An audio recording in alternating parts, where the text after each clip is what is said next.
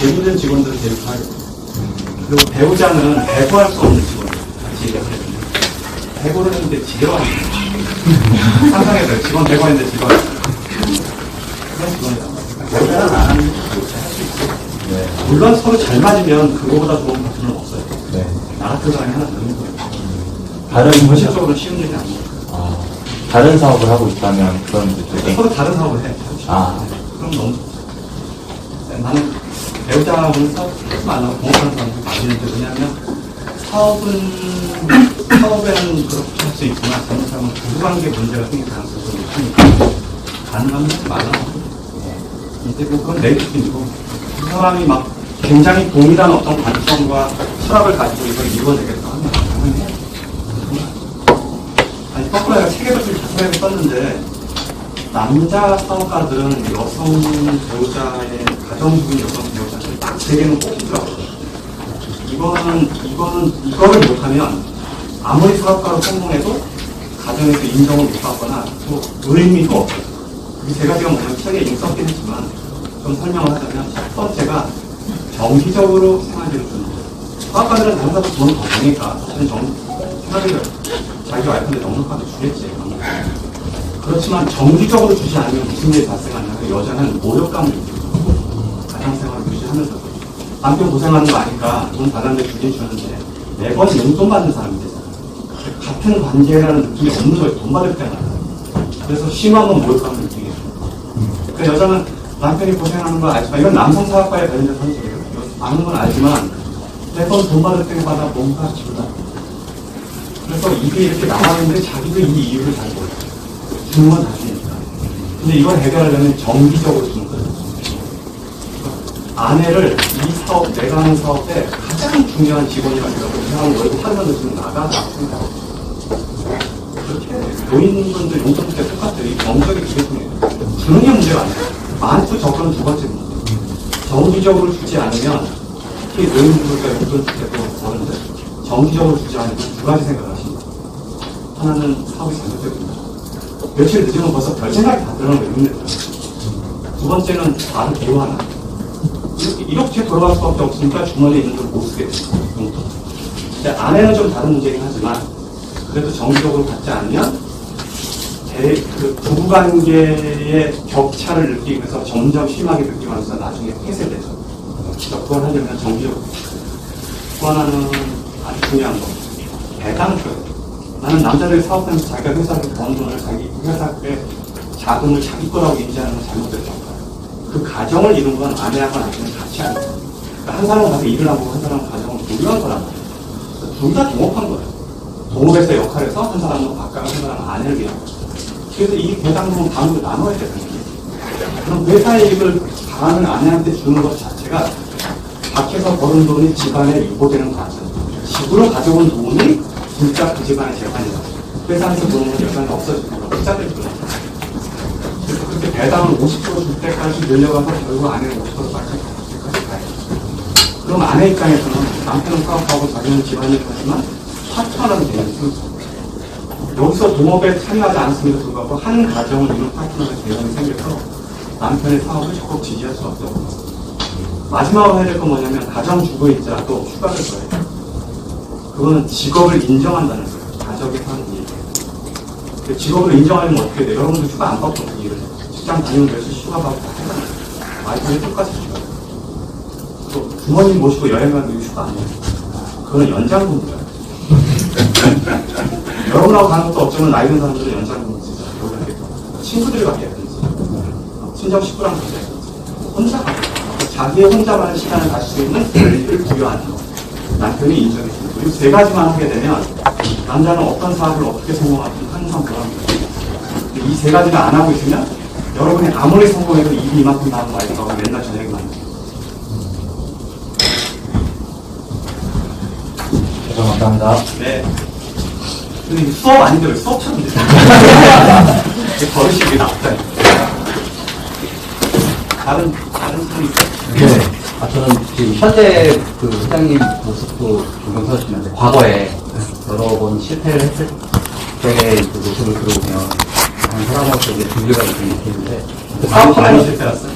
많이는 아니고요. 아, 예. 근데 책을 읽다 보면 실패에 대한 뭐 정의라든지 어떻게 가져야 되는지 이런 건 다 이해를 했는데, 예를 들어서 이불곽에서부터 지금 스노우팍스까지 오면서 그 과정에 업종이 계속 변경되잖아요. 그 변경되는 그런 인사이트라든가 그 아이템을 어떻게 그렇게 선정을 했는지 그게 좀. 이거는 어쩔 수 없어요. 아, 간절함. 아니, 그냥 할 게 그거밖에 없어요. 그 당시에. 그러니까 뭘 내가 정하는 게 아니라 난 이민자잖아요. 나는 그 당시에. 이민자가 할 수 있는 사업을 내가 뭘 하고 싶어서 지금 하는 게 아니고 그냥 지나가서 할 수 있는 거 뭐든지 다 해. 뭐가 뜻일지 모르고 뭐가 잘 될지 모르니까 그냥 하는 거야. 그때 상황에 누가 동네에서 뭐 팔다고 하면 그냥 쫓아가서 하는 거고 은행에서 뭐 망했다고 하면 그거 내가 해보겠다고 덤비는 거고 아이디어 떠오르면 쫓아가는 거고 그냥 그렇게 한 거예요. 어떤 관점이나 내가 뭘 잘하는 게 그냥 계속 부딪혀보는 거예요. 질문은 재미있는데 사실은 답이 없는 질문. 그냥 해봤습니다. 감사합니다. 사람들이 되게 뭐 의미있게 뭐 어떤 걸 받아들여 유명해지면 그렇게 하더라고요. 심지어 내 책에 거기 줄 4개 거기 있는데 4개인가 6개 있는데 그게 무슨 의미로 나 처음 봤어. 거기 있던데. 아니 책 앞에 앞에 적어놓고 우리 제자님께 적어놓고 토론하고 있더라고. 4개가 뭐다. 원래 사람이 유명해지면 괜히 쓸데없는 단점을 찍는 저도 사업할 때 그냥 했다. 네, 알겠습니다. 네. 안녕하십니까. 손정진이라고 합니다. 김승호 회장님 너무 뵙고 싶었고, 팬으로서, 독자로서 잘 봤습니다. 김승호 회장님 하면 가장 먼저 떠오르는 방법론 중에 하나가 생각을 현실화하는 방법 중에 내 목표를 구체적으로 100번씩 100일 동안 적어라가 있습니다. 많은 분들의 목표를 이루는데 많은 도움을 줬다고 생각합니다. 요즘도 혹시 회장님 시간이 많이 바쁘시겠지만 적고 계시는 게 있는지 혹시 없으시다면은 마음속으로라도 구체적 목표가 요즘은 어떤 게 가장 우선적으로 제가 되게 좋은 질문인데 질문을 여기 다 하는구나. 저분이 본 거의 표현이 맞아요. 이제 나를 상상하거나 나를 유추할 때 대부분 그 얘기를 하더라고요. 이게 대표적인 말이 돼버린 거예요. 그리고 실제로 나도 내가 마음속에 갖고 있는 모토 그러면 딱 became thing이라고 상상은 연실이 된다는 말을 마음속에 품고 있단 말이에요. 평생 그거를 유지하면서 살았던 사람이 맞아요. 그래서 100번 쓰기를 그 도구로 썼는데 사실은 목표를 이루는 방식 중에서 100번 쓰기는 가장 유치한 방법이에요. 아시죠? 원래 자기가 어떤 목표를 정말 필요로 하면 100번 쓰기가 필요조차 없어져요. 의미가 없는 뜻이에요. 마음속에 그 목표가 멈춰박혀 있는데 뭘 100번 쓰기 해. 표정까지 떨어지고 여러분 그런 목표나 뭐 그렇게 원하는 사람이 생길 수도 있어요. 그럼 하루 종일 생각합니다. 그러니까 이걸 이렇게 생각이 안 나는 어떤 것을 잊어먹을까봐 그렇게 하는 거지. 그 자체가 그렇게 대단한 방식은 아니라고.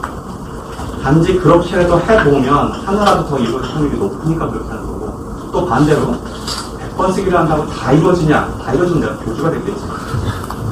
그 방식이 여전히 크게 유용하니까 그 다음 말아서 써보라고 하는 거예요. 즉 자기의 목표를 잊어먹지 않게 위해서 아주 유치한 방법이라도 써서 머릿속에 집어넣는 것. 근데 이게 이제 실제 이유인데 100번 쓰기를 뭐 연필로 하면 안 되냐, 하루 건너뛰면 다음부터 생각 다시 해야 되냐 이런 질문은 그 의미의 핵심에 벗어난 질문이잖아요. 그러니까 의도를 잘 모르는 질문이잖아요. 그래서 아무튼 그래도 여전히 나는 100번 쓰기가 유용하다고 믿는 사람이에요.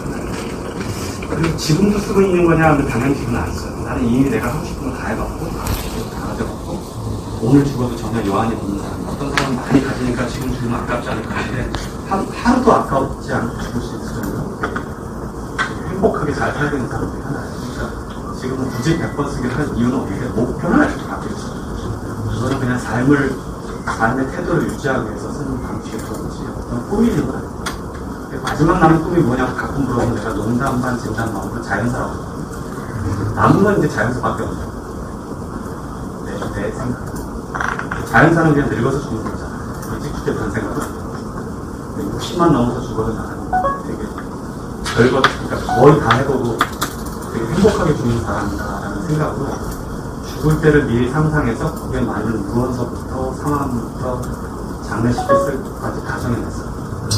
행사는 언제 어떻게 하고 직장 복장 이런 거, 국화 이런 거 가거든요. 그리고 국화 좋아도 아닌데, 장례식하고 뭐 하얀 국화, 노란 국화. 그러다가 자기가 좋아하는 거, 내가 좋아하는 거 가거든. 복장도 항상도 그러고, 장례식도 목이 4개가 끝나면 그냥 끝나야 돼요. 그게 안 하고. 심지어는 이걸 다 유서에 써서 변호사한테 공부를 하잖아요. 심지어는 화장을 한 다음에 풍선에 들어서 물려보내 가죠.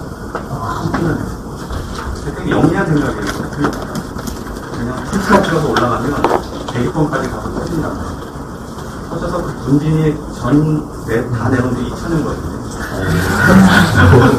그리고 지구 전체를 다 ปั้아오고 있어요. 그러니까 어디에도 없으면서 모든 곳에 존재하는 사람이에요. 그리고 2,000년 동안은 2,000년 안에 여러분들 다 죽을 거 아니야. 내가 하는 사람 다 죽을 테니까 그때까지 계속 거기다. 그렇게 이제 상상을 하고 또 실제로 좀 써놓고 이거 안 지키면 잘 안 준다고 써놓고 하긴 할 거예요. 농장에다 풍선 가려다 한번 테스팅 한번 해보고 했어요. 실제로. 이미 죽을 것도 예상해보고 긍정적으로 그런 삶에 대해서 생각해보는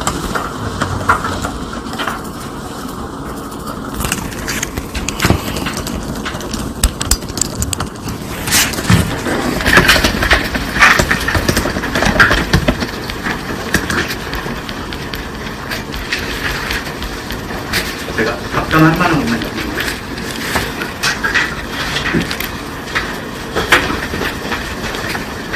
성공한 사업가들에 의해서 연애와 결혼은 필수 사항이라고 생각합니까? 필수는 아니에요. 선택이죠. 결혼하면 더 힘들기 때문에. 가까운 결혼해. 연애만 해.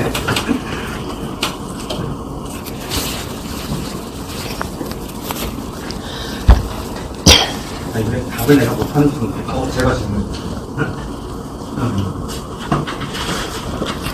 근데 이게 질문은 잘할 수 있을지 모르겠는데, 사업가들의 성향 자체가 효율적인 걸 좋아하는, 어떻게 보면 그것에 대해서 내야지 성과가 나오니까. 그래서 요즘 뭐 이것 때문에 불편하다던까지 아닌데, 예를 들면 자담회를 예를 들었을 때, 이걸 효율화라고 생각을 했었어요. 교회 같은 데서 하실 때 700명 이렇게 한 번 3시간을 썼을 때 700명한테 연가금씩 그게 이제 하나의 뭔가 효율한 거죠. 그게 유튜브나 TV면 더 심한 거죠. 근데 예를 들어 오늘 같은 경우는 사람들이 많잖아요. 30명을 할 때. 근데 저는 이제 약간 그 강박인가? 이 시간에 3시간이면 나는 이 시간에 뭘 할 텐데 약간 그게 항상 있다 보니까 물론 쉴 때는 확실히 쉬지만 약간 이런 부분에서 어떻게 생각하시나요? 매번 삶에서 보통 그걸 보는데. 그렇지는 않아요. 그러니까 보통 이제 행복에 초점이 맞춰져 있는데, 그리고 되게 쉬고 되게 여유롭게 사는 게 되게 그거가 가치관이 있어요. 할 때는 최고의 효율을 내려고 생각을 하고, 그래서 약간 뭐 콘서트나 이런 것도 할 때, 뭔가 30명을 한다. 그러면 그럴 바에는 700명을 하고, 어떻게 하고, 이게 그거에 대해서 어떻게 생각하시는지가. 아니, 그러니까 맞는 접근으로 봐요. 맞고 사업가는 그렇게 해야 돼요. 현실적으로. 그게 맞고 그렇게 하는 사람들이 결국 세상에 다 나와요. 궁금한 게 오늘 같은 경우는 어떤 이제, 그리고 뭐 예를 들면 이런 경우에는 나는 어떻게 생각하냐면 이거를 주관하는 데는 출판사. 출판사가 생각하는 거를 그냥 받아주는 거예요. 내가 참여하지 않는 거는 나는 효율을 줘. 왜냐하면 여기에 관여를 내가 전혀 안 했거든. 여러분 누가 오는지, 어떤 사람이 오는지, 언제 오는지 이런 거를 전혀 관여하지 않고 출판사와 비서관에서 그냥 짠 거예요. 그러니까 내가 몇 명이 올지도 나는 거기 여기 도착해서 거기 안 했고 정도고 어떤 분위기인지도 여기 와서 느끼는 거예요. 즉 내가 관여하지 않은 거 내 자유 시간을 확보하는 것이 지금은 안 되고 이걸 내가 그럼 유튜버들을 막 100명, 1000명 모은다. 뭐 오래는 모을 수도 있겠지. 나오라고. 그렇지만 그거는 출판사한테 그럼 내가 의견이 들어가서 뭘 하는 순간 참여가 되니까 사실은 거의 안 해. 어제 내가 주말에도 한 3,000명 모여서 북콘서트를 했는데 그건 뭐 일반 저자가 3,000명 모으는 건 한국에 없는 일이잖아요. 그건 근데 또 그대로 하게 하는 거예요. 여러 사람을 동시에 한번 만나야 되고 내가 정기적으로 그런 걸 안 하니까 그때는 또 그렇게 하게 하나 봐요. 그러니까 그냥 제일 핵심은 나는 우리 직원이나 우리 부하 직원들이 하는 거가 그게 범죄가 아니냐. 애들이 알아서 거의 관여를 안 합니다. 그러니까 나는 7명의 사장을 지금 데리고 있는데 이 사장들이 경영을 내가 카톡방에서 하거든요. 일주일에 한 번씩 200자 내외의 보고를 하는 걸로 회사를 운영하고 있어요. 그럼 7명이 한 방에 모여서 자기 회사 일을 각자 우리는 회사가 다 다르니까 다 성향이 다 틀린 회사들, 금융회사도 있고 뭐 회사도 있고 출판사도 있고 되게 다양하단 말이에요. 이 회사의 사장이 일주일에 한 번씩 200자 내로 보고를 하는 것으로 그동안 완료해 놔요. 매주 보고가. 주당 한 번가 되죠. 한 1일도 아니고. 그리고 3개월에 한 번씩 분기보고서를 그 주식회사 당상회사에 주문하는 분기보고서를 받는 것도 회사의 경영 상태를 살피고, 그러면 나는 거기서 있는 일에 지시나 참여나 이걸 해야 될 거 아니에요. 안 해요. 3가지만 딱 해요. 3가지는 뭐냐면, 증자를 해야 될 일이 있을 때, 즉 자본이 이동했을 때 내가 참여하고, 그 다음에 각 사장이 자기가 사업권을 영역을 넓혀서 다른 사업을 한다고 말하거나 표현할 때, 그건 나한테 허락을 받아요. 혹은 사장의 대행이나 선임일 때 당연히 내가 해요. 이 3가지 사항이 아닌 거는 저는 참여하지 않아요. 그래서 자기들이 다 합니다. 자기들이 다 하는 거를 자기들이 다 하게 하려면 내가 그거에 질문이나 관여하지 않고 놔두는 쪽으로. 그래서 내 삶의 효율을 거기다 맞춥니다. 사업적 효율은 사장들이 합니다. 딱히 그렇게 해보면 크게 나한테는 문제가 없었어요. 이 방식이 모든 회사에 적용되는 건 아니에요. 그래서 되게 디테일하게 지시하고 관리하고 확인해야 되는 것도 있고, 그렇게 확인하는 걸 좋아하는 사장들도 있고, 경영자들이. 근데 저는 그거를 능숙하게 하지를 못하고, 그렇게 하는 게 불편하니까. 우리 회사 사장들은 굉장히 독립적이에요. 여기 지금 사장이 안 와 있잖아요. 회장이 여기 와서 지금 강의하고 있는데 사장 어디 갔어요? 그냥 아침에 가버려도 그만이고, 도시락에 사장도 하고, 아무도 여기 안 온다. 공항에 픽업을 한다. 난 내가 타고 다니고, 비서가 오든지, 그 비서도 똑같다니까. 사적 공적 일을 하니까 가끔 왔다 갔다 하지, 그냥 혼자 타고 다니고. 오늘 아침에 저기 석천역에서 번개하고 오는데 버스를 탔더니 앞에 앉은 여자가 눈이 동그랬어요. 이게 맞나? 이 사람이. 쳐다보고 그냥 웃으면서. 그리고 그 사람 웃고 나도 웃고. 방송이 안 했잖아요. 안 서있고 있고. 내리더니 안 가고 계속 버스를 계단 쳐다보고. 그러니까 이런 일이 되게 자연스러운 거예요. 자유롭게 경영을 하지만 굉장히 자유롭게 사시는 거. 누구한테 부담 지우지 않고 하는 게 되게 익숙하고 편해요. 사장들한테 그런 요구나 그런 뭐 이걸 뭐 한국에서는 뭐라지 접대가 아니라 예우를 하는 거, 의전 이런 게 이런 걸 요구하고도 기대하고 이런 게 문화의 안에 모습에서 편하게 하는 거. 저 여기 차도 없어요. 그러니까 가끔 어디 가서 선물 주면 저걸 광고 들고 수가 없어요. 선물하지 말라. 갖고 있는 건 편지밖에 들고 있습니다. 편지는 받는 선물 유일하게 2가지인데 차, 집, 당근 편지. 차, 집을 한다는 얘기는 하지 말라는 거예요. 가끔 제자들이 하도 부자들이 많아서 차, 집을 갖고 온 사람이 실제로 있어요. 가끔 그럴 수도 있어요. 돈을 뭐 남편을 좋아한다고 힘들게 돼서 그런 경우도 있을 수 있습니다. 안 받겠다는 거예요. 그래서 삶을 평탄하게 유지하는 데 되게 많이 쓰는 건 나의 삶의 효율로 되게 살아요. 그러니까 규모나 인간관계가 되게 많음에도 불구하고 나처럼 오나다 표현을 별 특이사항 없이 이렇게 평온하게 사시는 경영자들이 되게 많아요. 좋은 일입니다. 질문 없으면 잘 여기 있고.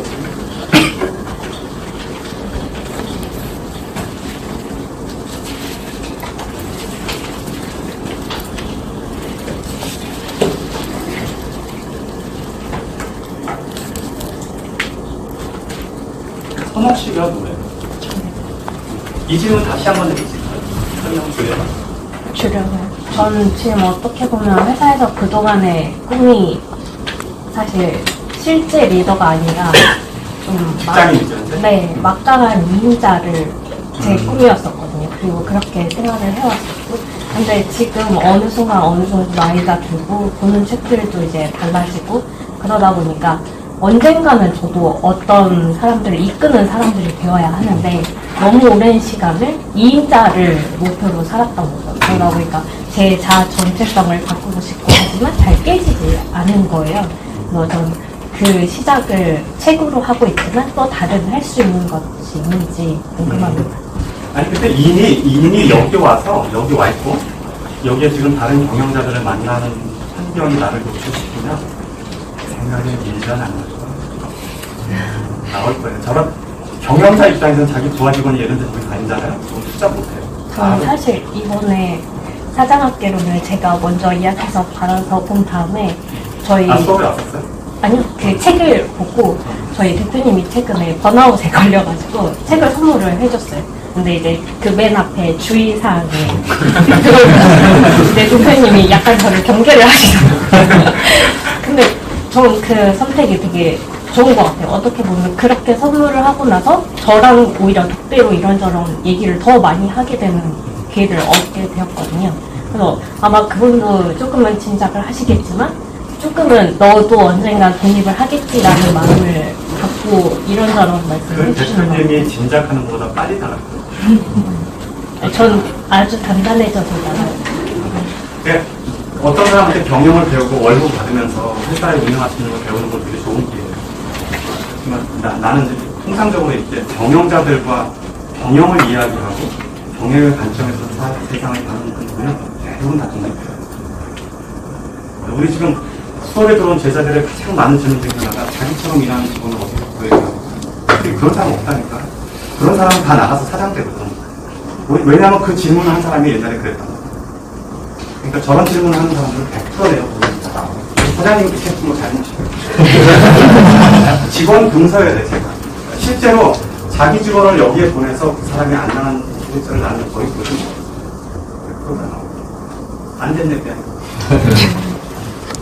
저도 좋은 직원인데. 혹시 보시는 겁니까?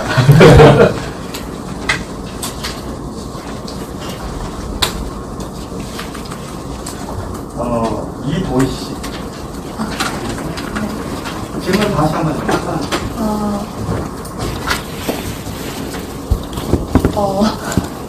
제가 자기전했어서 기억이 잘 안 나요. 여기 보니까 디자인 기반의 글로벌한 홈 인테리어 브랜드를 만들고 있다고 했습니다. 이걸 이런 회사를 내가 어떻게 만드는지 모르겠어요. 요새 힌트가 되는 시대의 문화는 뭐예요? 그 중에 하나는 뭐냐면, 이 시대에 언급하는데, 모던의 흰색. 모던 시장의 흰색은 아직도 10년, 20년 동안 있어요.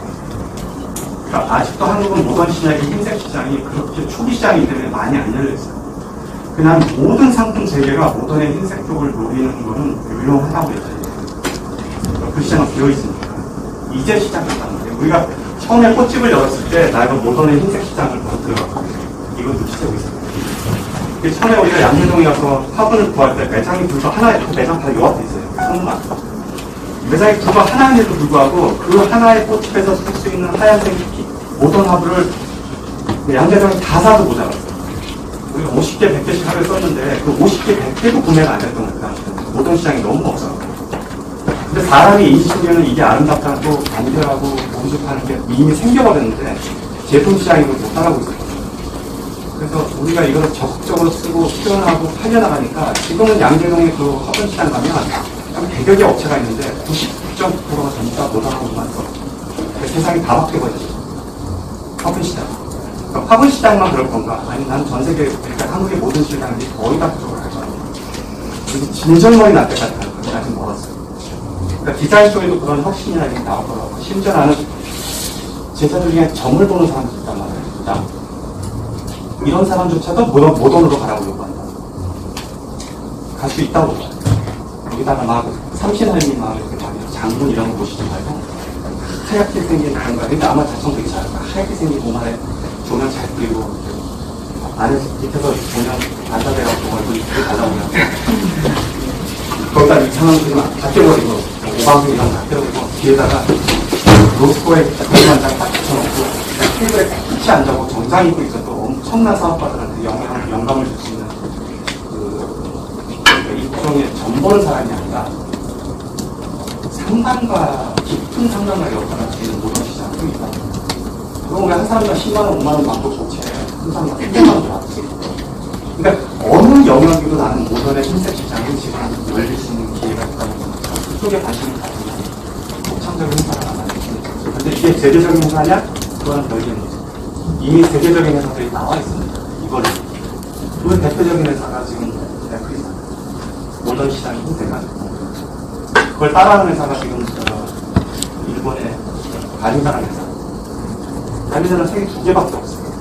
지금 세계 쓰나? 흰색 하나 쓰는 거예요. 흰색, 검은색, 회색 이렇게 쓰나? 아주 심플하죠. 또 요새 한국에도 원래 루미나이라는 회사가 전등 야외형 캠핑 전등 만드는 회사가 이 제품 몇 개가 지금 1,000억짜리 회사예요. 수호의 제품. 이런 회사들이 다 모던 제품에 깔끔하게 현대적으로 만들어서 시장을 장악해나가는 과정이에요. 그러니까 여러분의 경쟁자나 여러분의 업체가 모던화를 하지 않았으면 모던화는 경쟁자를 경쟁에서 누르는데 아주 강력한 도구예요. 흰색과 모던에 조금 더 관심이 많고 흰색이 되게 아름답구나 느껴요. 저희가 매장을 선정해서 이 매장에서 매출이 얼마나 나올지를 슈퍼마켓에 들어가면 우리가 제일 먼저 확인하는 그 매장 안에 있는 꽃의 색깔이에요. 꽃의 색깔이 되게 다양하고 복잡하면 거기는 저속층이 나죠. 근데 흰색 위주의 간결한 꽃들이 있는 그 동양란, 서양란이라고 그러죠. 호접란. 근데 거기에 호접란이 분홍색이 아니라 흰색이 많다. 이런 건 부자입니다. 그러니까 부자일수록 소비층이 높을수록 심플하고 간결한 쪽으로 간다. 요새 집을 짓는 거 보면 집에 가면 가구가 보여요. 빈 공간이 많으니까. 대신 흰색에 심플한 모던하고 있어요. 근데 옛날 집이나 좋은 저가 소득층으로 들어가면 경감부터 많고 정신없이 쌓여요. 물건도 많고 뭐 쌓이는 것도 많고 갖고 있는 것도 많고 이게 다 줄여진 상태. 그래서 있을 것만 있는 상태. 그런 게 지금 문화 안에 막 들어오니까 그건 한번 유심히 봐요. 어떤 분은 나는 독서 플러스 나는 심플 모던 할 수 있어요.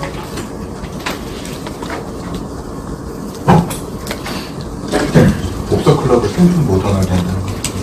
그러니까 장소나 매뉴얼이나 이런 게 다 브랜딩이 되고 교재 이런 거 쓰지 않아요. 아니면 강연장 이런 거. 네, 당연히 인테리어들이. 그게 모던을 하게 되면 사실은 돈을 더 받을 수 있어요. 오히려 줄어들고 실현비가 줄어들고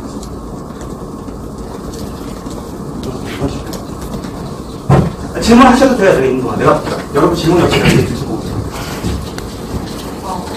선생님께서 이제 지금 120가지 주제를 여기 책에 다루셨잖아요. 이제 거의 대부분의 파악을 하면서 부딪힐 수 있는 문제들을 다 어떻게 보면 다뤄주셨는데 사실 회장님과 같은 나이대 비슷한 어떤 그 사업 이력을 가지고 계신 분들이 그렇지 못한 이런 정리된 어떤 이론이나 이런 부분들이 없는 게 어떤 차이가 있는지, 어떻게 해서 이렇게 어떤 경영 철학의 끝판왕이 되셨는지. 그건 기록이에요. 나는 기록을 되게 잘하는 편이에요. 그러니까 항상 기록을 해요. 메모장에 항상 넣어요. 그러니까 경험은 나보다 더 많은 사람들이 많은 거예요. 운영인사. 실제로 또 심지어는 내가 수업에 들어온 사람조차도 나보다 더 특이하고 좋은 경험을 있는 사람들이 많아요. 차이는 이미 기록했어요. 기록의 차이예요. 그런 생각을 왜 안 하는 거예요? 근데 우리 지금 처음 봤잖아요. 오늘 지금 번쩍이는 아이디어도 운전하게 생긴 것도 지금 적지 않은 내려서 생각이 안 나요. 저는 그걸 즉각적으로 항상 적고 메모하고 기록해놔요. 책을 지면 나는 책을 막상 쓰는 데는 한두 달 안 걸려요. 그 책 한 달 안에서 한 달 안 되면 쓴 책이 하나 돼요. 심지어 돈에서 그런도 그 당시에 이제 한국 사회가 돈을 직접 눈으로 똑바로 뜨고 돈을 바라볼 시기가 됐구나 하기 때문에 제목을 돈의 속성이라고 하고 있고 이 제목을 되게 시작해요. 약간 경박스럽다. 그렇게 쓰면 책 안 팔려 있는데 내가 그거 제목을 바꾸면 출판사를 바꾸겠다고 했잖아요. 내 출판사에 안 들어서 딴 데로 돌리고 그래서 그걸 강제한데 그 이유도 시대의 흐름에 열리는 거를 보는 관점을 그때 느꼈기 때문인데 그래서 책을 급하게 썼던 거예요. 근데 그 급하게 썼는데 한 달도 안 썼지만 사실은 내용은 이미 5년 전, 10년 전 다 메모했던 거예요. 사장은 거의 15년 정도 메모했던 거예요. 그 제목은 다 있었으니까 그 당시에 노가다처럼 갖다 이제 서를 붙인 거예요. 그런 식으로 해요. 그러니까 메모가 잘 돼 있어서. 여러분들이 어떤 책을 배우고 싶다 아니면 어떤 이야기가 싶다 평소에 좋은 덧대기는 아이들 많이 나와요. 저는 운전하다 그런 아이디어가 나오면 유흥비를 필요하다 아니면 운전대를 차를 갓길에 세워서 적어봐요. 요새는 기억력이 나빠져서 계단 올라가다가 중간에 쓰면 이렇게 내려가다가 올라가면 지금 뭐가 되냐? 그거 안 되는 거예요. 바로바로 적어요. 수준이 적은 거예요. 저는 노트 되게 많이 하고 여러분 다 그렇게 거의 그러잖아요. 그러니까 이 자리가 와요. 저 같은 맥락에서 추가 질문 하고 싶은데요. 네. 많은 것들을 메모해 놓으시고 이론도 정리를 해 놓으셨다면은 이거를 지금처럼 많은 분들에게 그 접점을 마련해서 책도 내시고 강연도 하시고 온라인이나 방송으로도 많이 출연을 하셨는데 그렇게 살아오시게 되면서 한 몇 년 전부터 그런 행보를 보이시게 된 계기가 있으셨는지 결정적인 계기로. 아니, 여러분이 약간 오해하는 거 있어요. 나는 강의나 강연은 한 군데 여기밖에 안 해요. 그리고 방송이 많은 이유는 이 사장학교에 들어와서 나는 수업이라고 표현하거든요. 그러니까 사장들은 선생이 없는 유일한 직업이에요. 선배를 둘 수가 없는 거죠. 선생을 가질 수가 없어. 사장은 경쟁자의 체제에 있기 때문에. 그래서 그 사람한테 선생의 역할을 하겠다고 자청을 했기 때문에 그래서 수업, 강의라고 표현 안 하고 수업이라고 합니다. 나는 제자라고 불러요. 그러니까 이 사람들만 만나야지. 이 사람들만 만나고 번개도 이 사람들 위주로만 해요. 밖에 외부 활동은 전혀 안 하는데 왜 유튜브한테 많이 나오냐면 그건 뭐 누가 녹화해서 막 풀어서 그런 거지 한 번도 나는 나온 적은 없어요. 방송도 별 방송에서 요청이 다 많았지만 나는 방송에 나가면 안 되는 게 두 가지 이유예요. 방송에 내가 나오면 목적을 이렇게 오해하고 뭐 유명해지려고 혹은 그것 때문에 돈을 벌려고 둘 다 아니거든요. 둘 다 내 안에 욕망이 진짜 없어요. 단지 공익적인 목적이 있는 거는 필요한데 그러다 보니까 EBS 정도만 하는 거예요. 그럼 뭐 유재석 이런 프로 연락이 오는데 안 하는 이유는 뭐냐면 하면 나는 내 캐릭터가 더 상할 걸 알아요. 가는 순간. 그러니까 굳이 한다고 하면 휴스턴까지 와서 목장까지 초대한다고 하면 그거를 강의하고 싶은 데는 없는 거죠. 그렇게까지도 할 사람도 없더라고요. 그러니까 놔두는 거죠. 그래서 많이 안 해요. 대학 강의도 안 다니고 가봤자 대학 강의 가면 그냥 뒤에서 카톡이나 하는 줄 알았으니까 굉장히 나를 너무 잘하는 학생들 앞에 세우고 싶어 하겠지만 저 사람들은 나를 잘 모르잖아요. 그런 자리도 안 간다고. 그러니까 그런 욕망의 힘이 별로 없어요. 근데 오히려 그러다 보니까 내가 할 얘기를 다 하고 모르면 모른다고 하니까 이게 이제 시작해서 자꾸 여기저기 유튜브가 떠오르잖아. 나도 가끔 내 유튜브에 이렇게 연관 검색을 보면 도대체 이거 누가 다 이렇게 했는지 모를 정도로 되게 많단 말이야. 그런데 실제로 내가 참여해서 한 거는 하나도 없는 거죠. 질문이 뭐지? 어떤 계기를 통해서 이렇게 여러 사람들을 깨우쳐주고 알려주고. 그거는 그냥 사장학교 사장들을 가르치려다 보니까 그렇게 된 거예요. 그러니까 현실적으로 나는 사장학교 사장들한테만 지금 내 여력의 시간을 쓰는 편이에요. 다른 데는 아직 못 써요. 그러니까 사장이 되려는 사람들, 사장이 된 사람들한테 가르치는 것. 그리고 그건 이제 공익적 측면으로 보면 사장을 가르치는 것이 사회적 기능 중에 어떤 역할이 있다고 보냐면 나는 사장이 제 속의 정직자가 될 수 있다고 봅니다. 우리가 사장 한 사람이 자기가 어떤 사람을 고용해서 급여를 줄 수 있는 사람이라는 이미 나는 없는 거죠. 그 이유가 뭐냐면 아무도 자기 혼자 쓰는 것도 힘든데 남의 직업까지 주고 월급을 준다? 그게 고용의 문제든 뭐든 간에 그건 정말 대단한 일이에요. 여러분들 회사 하나 운영해보면 알 거예요. 내가 월급 하나 만들기 위해서 얼마나 고생이 되는지. 근데 그건 뭐 50명, 100명 고용하고 막 최소 한 명이라도 고용한 사람이라면 나는 이미 이 사람이 사회적 역할에 굉장히 큰 역할을 하고 있다고 믿는 거예요. 그리고 그 역할을 하는 사람이 만약에 자기 회사를 갖다가 굉장히 잘 운영하고 복지체계를 잘 만들고 편견을 가지고 사람들 대하는 태도만 가르쳐줘도 이 사람은 세속에 죽어서 우리 가는 뭐 그건 잘 모르겠고 있는 정도는 현실 세계에서는 이 사람이 성실자의 역할을 할 수 있다고 믿는 거예요. 그러니까 그 사람들을 가르쳐주는 것이 내가 할 수 있는 것 중에 제일 잘하는 거니까 보기만 해보자 하는 소리 하는 거죠. 이게 이제 잘못 이해되면 뭐 그러니까 뭐 직장인 결혼도 해달라. 어제도 뭐 어느 교수가 찾아와갖고 자기네 대기업 사무들 전무들만 교육하는 거. 나한테는 관심사가 아니죠. 내가 잘하는 부분도 아니고. 그래서 안 합니다. 좋은 사장을 만들거나 좋은 사장을 가르치는 것은 여전히 아주 관심사이기도 하고 그나마 그래도 내가 그래도 할 수 있는 역할을 해요. 단지 책에 이미 썼지만 서장학 배우는 대로 하면 망하는 사람도 있어요. 반대로 하는 경우도 있어요. 그래서 항상 조심스러워요. 특히 논리로 쓸 때는 되게 조심스럽게 사실이라서 그 책에다가 주의사항에 그 몇 개 적는데 이대로 하면 안 된다고 씁니다. 왜냐하면 나도 내가 마지막 이 업체를 인수했을 때 그 중국 사장이 나한테 정말 자세하게 가르쳐줬어. 자기가 인수를 내가 해서 잘 되기를 바라는 마음에. 그래서 나를 그 며칠을 데리고 다니면서 정말 꼼꼼하게 나한테 다 가르쳐줬어. 근데 그걸 다 메모한 다음에 나는 완벽하게 그 사람이 시킨 거에 반대를 했어. 이유는 뭐냐면 그 사람은 이걸 국지적인 회사로 그동안 움직였고 나는 이거를 전국구로 만들 생각했으니까 저 사람의 반대로 했대. 대신 이걸 아무 소리 안 하고 다 잡고 다 배웠던 건 뭐냐면 이걸 반대로 하려면 이걸 알아야 됐어. 그래서 완벽하게 이걸 다 배웠어. 그리고 배우고 난 다음에 동학사하고 돌아서서 완벽하게 반대로 해서 회사를 이렇게까지 키운 거야. 그러니까 내 책도 똑같은 영향이 어떤 사람이 있어. 하나의 방식이 있어. 이 방식대로 좋고 이 방식이 반대로 왔어. 이거를 그러니까 지금 책을 읽고 그거를 진리라고 받아들이는 사람은 너무 위험한 일입니다. 그걸 진리라고 받아들일 게 아니라 그거를 하나의 아이디어로 받아들이지 않고 안내문, 경고문을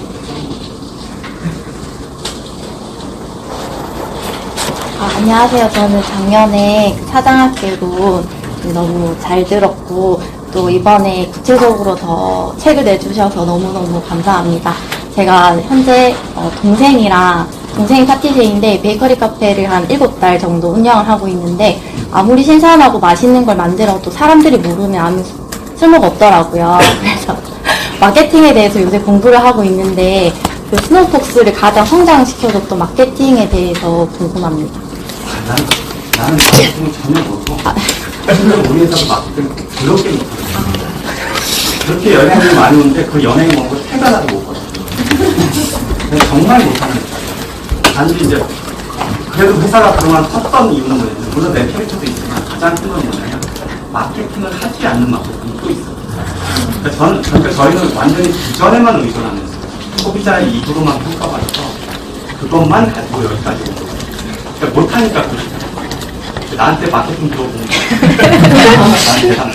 여기 마케팅 잘하는 거 나 그런 건 모르니까 우리 이렇게 배우고 감사합니다. 책을 보면은 주식 투자도 하시는 걸로 보이는데요. 최근에 시장도 안 좋고 하는데 지금도 투자를 하시는지가 주식 투자는 안 해요. 나는 회사는 사요. 개념이 좀 틀려요. 주식 투자라는 건 주식이 사서 오르면 팔고 내리면 하는 건데 나는 그렇게 하는 거. 주식을 사긴 하는데 그 회사를 살려다 보니까 주식을 사는 거예요. 저는 내가 좋아하는 회사가 있으면 굉장히 장기적 관점을 보고 그거의 경영자가 방침을 바꾸지 않는 한 팔지 않아요.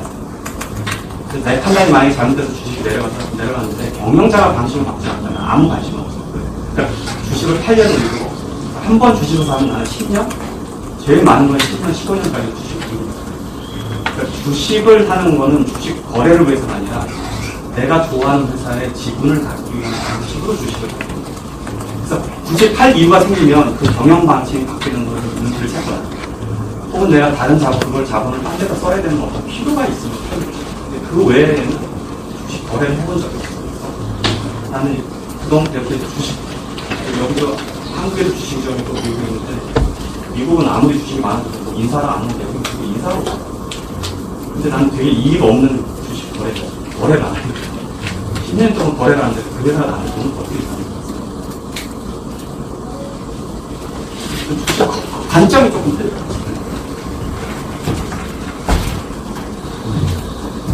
회사의 경영자들을 보면 나보다 경영을 엄청 잘하는 사람이 너무 많고 사업권도 너무 좋은 사람이 많잖아. 나보다 사업이 더 잘하는데 내가 우리 회사보다 노력을 투자했어. 그 회사에 투자했어. 관점이 그래요. 회장님께서 스노우폭스를 설립하시고 가장 행복했던 순간?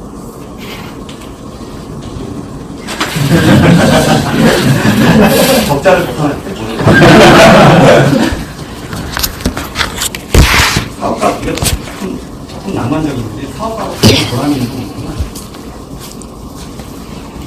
이걸 얘기하면 이거 우리한테 들어가야 돼. 제일 보람이 있었던 건 뭐냐면 두 가지.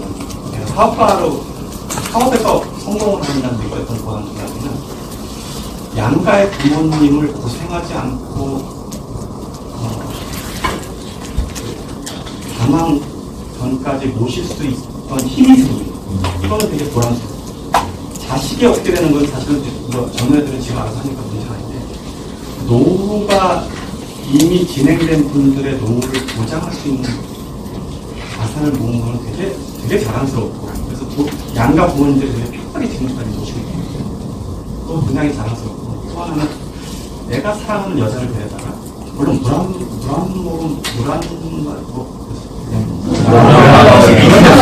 못했는데, 그래도 그에 걸맞는 것을 해줄 수 있는 환경을 만드는 건 너무 자랑스러워요. 이 정도 하면 잘했다는 이런 느낌이 되게 보람이 있는 거죠. 내가 좋아하는 여자를 데려다, 내가 사랑하는 여자를 데려다, 그만한 그런 삶을 살게, 어쨌든 결국에 해주게 된 거는, 그거는 남자로서 사업가로서 꽤 큰 보람이에요. 그리고 막 자랑할 만한 건 아니지. 그런 보람은 근데 지금 개인적이죠? 그렇게 아니에요. 43세 여성이 혼자서 아이를 키우고 있으니까 너무 괜찮아요. 혼자 질문 다시 한번 해주세요. 제가 지금 40대가 넘었는데 사회에 이렇게 발을 들인 지가 얼마 안 돼서 40인데 사회에 가서 되기 얼마 안 돼요? 그러니까 계속 공부했어요? 그러니까 계속 집안에서만 있다가 공부를 시작한 지 얼마 안 됐는데 뭔가를 해보고 싶어서 계속 하긴 하는데 공부를 계속 하긴 하는데 이걸 어떻게 사업에 접목을 시킬지가 너무 어려워서 근데 원래 사업가들은 저런 질문에 답을 안 갖고 있거든요. 사업을 하는 사람들은 그냥 그렇게 해요. 막 해서 하루에도 20개의 사업 아이디어를 낼 수 있어요. 원래 성향이 저 질문이 잘 이해가 안 돼요. 아마 자청 이해할 거예요. 하루에 사업 한 10개 만들 수 있지 않아요? 만들어요, 진짜. 만들려고 만든다. 그러니까 하고 싶은 욕망만 있으면 사업은 얼마든지 나옵니다. 그러니까 이건 질문이 지금 내가 하고 싶은 거를 내가 실제로 할 수 있는지가 궁금한 게 아니라 이게 어떻게 그렇게 진행되는지가 궁금한 거라면 난 답을 못하겠어. 원래 사업가들은, 나 같은 사람들은 저절로 막 사업을 하고 싶은 게 생기고 하고 싶은 욕망이 생기니까 설명을 할 수 있는 문제잖아요. 못하게 하면 미치겠죠. 아니, 우리가 수업 중에 하나가 교보문고가 있는 그 신문연역부터 시작을 해서 교보문고 안에서 백년사거리까지 걸어가면서 사업에 대해서 내가 보는 사업의 시각을 설명하고 있었어. 근데 그걸 한 이유가 뭐냐면 사람들이 왜 사업거리가 없다고 생각하는지 모르겠는데 이걸 지나가면서 보면 다 사업거리거든요. 걸으면서 내가 설명했다고 예를 들어서 지금도 몇 가지 생각이 나는데 여전히 저는 어디를 가든지 사업거리가 생긴다고요. 심지어는 목공을 하면서도 사업거리가 생기고 할 수 있는 게 한두 것도 없어요. 그런데 왜 없다고 하는지가 이해가 안 되지. 사업을 하는 사람들 엄청 사업이 많아요. 여기에 지금 사업가 유능하게 사업하는 사람 몇 사람만 데리고 길 가면서 이거를 아마 길 2시간 정도 걸으면 저희한테 한 100개는 없어요. 그게 흔한 거예요. 그러니까 안 보이는 사람이 전혀 안 보이는 거예요. 보이는 사람은 다 사업가예요. 그걸 어떻게 하는지는 아십니까? 제가 예전에 판다 익스프레스라고 엔드라는 중국계 사업가는 가장 많이 돈을 버는 외식 기업을 통해서 가장 많이 버는 사업가가 있는데 이 양반하고 도쿄의 그 시장 한복판에 사거리에 시장에 있는 그 한복판 사거리 둘이서 여기서 뭐가 잘하고 뭐가 못하는지를 한번 이야기해보자 한 적이 있어요. 정말 재밌었어요. 사업가가 보는 것의 관점이 너무 재밌는 거예요. 디스플레이 모양, 왜 이 가게는 여기인데 장사가 안 될까? 저기는 로케이션 이런 같은 폰인데 여기는 왜 안 될까? 이거 서로 분석해보는 거예요. 그럼 동사의 방향에 따라서 지금 뭐가 문제인지, 어디에 조명이 문제가 있는지, 디스플레이가 어떻게 되는지, 로고가 어떻게 붙였는지, 그리고 저 주인의 캐리어가 어디가 다 보인다고. 그래서 장납적인 분석이 되는 거예요. 그러니까 사업가는 이게 기질상 그런 경우를 영향을 주는 거니까. 재밌었어요. 지금까지 사업을 하시면서 가장 중요하게 여기는 적으로 해본 적이 없어요. 멋있는 질문이긴 한데 이렇게 생각하시는 거 같아요.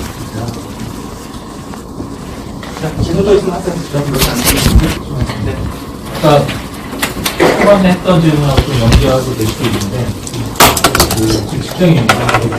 한 지역의 사업자랑을 좀 경영을 하고 있는데, 직원들하고 이제 회사하는 직원들 특히 면담을 하다 보면은 친구도 안 나왔으면 좋겠어 나가는 이런 경우가 있고, 직장을 다니는 저조차도 언젠가는 나도 여기서 배운 경험을 가지고 나가야지라는 생각을 하고 있는 걸 보면 직장이 과연 그렇게 좋은 문제들이 계속 유출이 되는 확률이 계속 있다고 하면 과연 회사는 어떻게 유지가 될 수 있을까? 이제 책에 설명을 해주신 거에 보면 이제 직원들의 뭐 이런 표현을 제가 이제 계층별로 이렇게 세분류를 해주셨는데 그러면 상위 그룹에 있는 친구들이 나가면 일정 시간이 되면 또 그 조직 안에서 또 그 직원들이 이렇게 채워진다고 생각을 하시는 건지, 물론 이제 밑에 좀 나갔으면 하는 친구들, 이 친구들이 만약에 나간다고 하면은 그 상위에 있는 친구들이 밑에, 중간에 있는 친구들이 밑으로 내려간다든가 이렇게 해서 채워지는 건 좀 경험을 해봤는데, 반대로 상위 계층으로 올라가기에는 되게 시간적으로도 그렇고 확률상 좀 적다라는 생각을 좀 했어서요. 회장님께서 그 부분을 어떻게 생각하시는지 궁금합니다. 채반에다가 채반 아시겠어요? 채반이라고 그러죠? 채반 맞죠? 채반에다 물을 담으려고 한번 해봐요. 거의 불가능하죠. 근데 물이 담아질 때가 있어요. 그게 더러운 물, 흐린 물 막, 쓰레기 물을 막 계속 채반에다 하다 보면 막이 생기면서 나중에 어느 순간에는 막혀버려요. 하수구이 막히면 똑같아요. 머리카락을 어떻게 하수구로 막겠어? 모여서 쌓이는 막입니다. 그러니까 회사도 규모가 커지면 그전에는 중간에 계속 빠져나가고 좋은 제품 왔다 나갔다 그나마하면서 없어지는데 회사가 부러지고 커지면 중간에 회사가 결국 막혀 이게 떠져. 그러니까 규모가 커질수록 규모의 시장에서 만난 인재들이 포함돼서 들어와서 안착이 돼요. 그리고 그만한 회사가 그거를 할 수 있는 인재들의 역량을 소화해서 그걸 품어낼 수 있는 크기가 도착하게 되면 그러면 채반이 막혀버려서 물을 뜰 수 있는 거예요. 그러니까 그 전까지는 회사의 규모에서는 그런 일이 계속 빠져나가는 그게 있는 거예요. 언제 이게 막히지? 언제 이게 물을 뜰 수 있지? 해보면 해보다가 회사를 운영하다 보면 어느 순간에 회사가 끊는 거예요. 우리가 딱 막히는 거예요. 그때부터는 이게 물을 퍼지는 채반이 되고 안 돼요. 비율을 해서 그렇게 봐요. 저 하나 질문하겠습니다. 저는 여러분이 막 모니터처럼 보시는 거 아니라 진짜 제자리입니다. 저는 독장 차원자입니다. 좀 다른 아니고 저는 사업가는 언제 행복한가에 대해서 한번 여쭤보고 싶었거든요. 저는 28살 때까지 유도 선수였는데요. 유도를 하면서도 1등을 했는데 1등을 하고 나면은 그 다음이 또 1등을 해야 되는 삶을 살았어요. 그러다 보니까 1등을 해도 행복하지 않았거든요. 운동을 그만두고 나와서 돈을 버는 일을 해서 1억을 벌면 행복할 줄 알았는데 10억을 벌어도 행복하지 않고 100억을 벌어도 행복하지 않더라고요. 그리고 내일 또 일을 하고 있어요. 그리고 저는 또 강의하는 걸 좋아하다 보니까 강의를 했는데 강의하는 순간은 되게 좋은데 끝나고 나면 되게 허무하거든요. 그래서 이런 생각하면서 저는 요즘에 늘 생각하는 게 그럼 나는 언제쯤 돼야지 행복하게 될 수 있지? 그럼 나는 과연 무엇 때문에 이렇게까지 열심히 하는 것에 대해서 그리고 이 삶을 계속해서 이렇게 살아야 되는 건가? 과연 그럼 나는 이 에너지를 언제까지 쓸 수 있을까에 대해서 늘 물음표가 드는 삶을 살고 있거든요. 선생님께서 어떻게 생각하시는지 좀 궁금해가지고요. 진짜 철학적인 질문. 모르겠네요. 아니, 진짜 나 질문은 저 대답을 못하겠는데, 사실 나는 지금 현재 굉장히 행복한 상태거든요. 지난 15년 동안 사람의 삶이 이렇게 행복할 수 있을까? 되게 미안할 정도로 행복한 삶을 살았다고. 그게 지금 저 질문을 받으니까 언제부터 시작하고 왜 그랬는지 잘 모르겠는데. 저 생각도 못 해요. 감사합니다. 단지 좀 이런 거 있어요. 우리가 예를 들면 겸손해진다고 표현을 하죠. 겸손은 누가 저 사람이 겸손해 보일 뿐이지 겸손한지 아닌지 모르겠어요. 내가 겸손해지려면 어떤 과정이 있냐면 내 성공이 나의 능력이나 노력으로 되지 않았다는 걸 알아야 돼. 왜냐면 나는 굵직굵직한 사업가들을 굉장히 많이 보는데 그 사람이 망하고 나서 다시 성공한다는 보장이 100% 없다는 걸 알아요. 그 다음에 심지어는 그 사람이 이룬 성공의 상당 부분은 운이에요. 시대적 운이 붙었을 때 그 일이 벌어지기 때문에 내가 어떤 이름을 능력이라고 생각하고 그 능력이라고 이걸 하기 위해서 내가 이런 이렇게 해서 공식을 만들어내면 결국은 나도 망하고 그걸 듣는 상대도 망합니다. 그래서 성공을 잡기의 노력이 아니라 운이라고 생각하는 순간 겸손해질 수밖에 없고 이 겸손이 깊어지면 상대적으로 이걸 이루지 못한 사람에 대한 폄하를 할 필요가 없어요. 그 사람들 나처럼 운이 못했으면 이제 굉장히 유능한 사람이거든요. 그리고 이걸 넘어서는 어떤 일이 있냐면 옳고 그름을 판단하는 일에 굉장히 냉정해지는 거예요. 그러니까 함부로 옳고 그름을 판단 안 하게 되는 거예요. 그렇게 되면 상대 비교를 하지 않고 남하고 내 스스로만 비교하는 거예요. 그런 상태가 유지되면 일반적인 가치의 행동은 항상 있어요. 별로다. 그러니까 누가 막 되게 부럽고 이런 것도 없고 내가 막 서로 자랑스러워하고 허풍스러워지지 않고 이런 거. 이게 오래 유지되면 혹시 오지 않을까 하는 생각을 지금 드는 거예요. 15년 전이라고 하시는 거 계시고 있으세요? 회사가 통장에 돈을 걱정하지 않는 순간. 그거 실제로 굉장히 중요한 일이에요.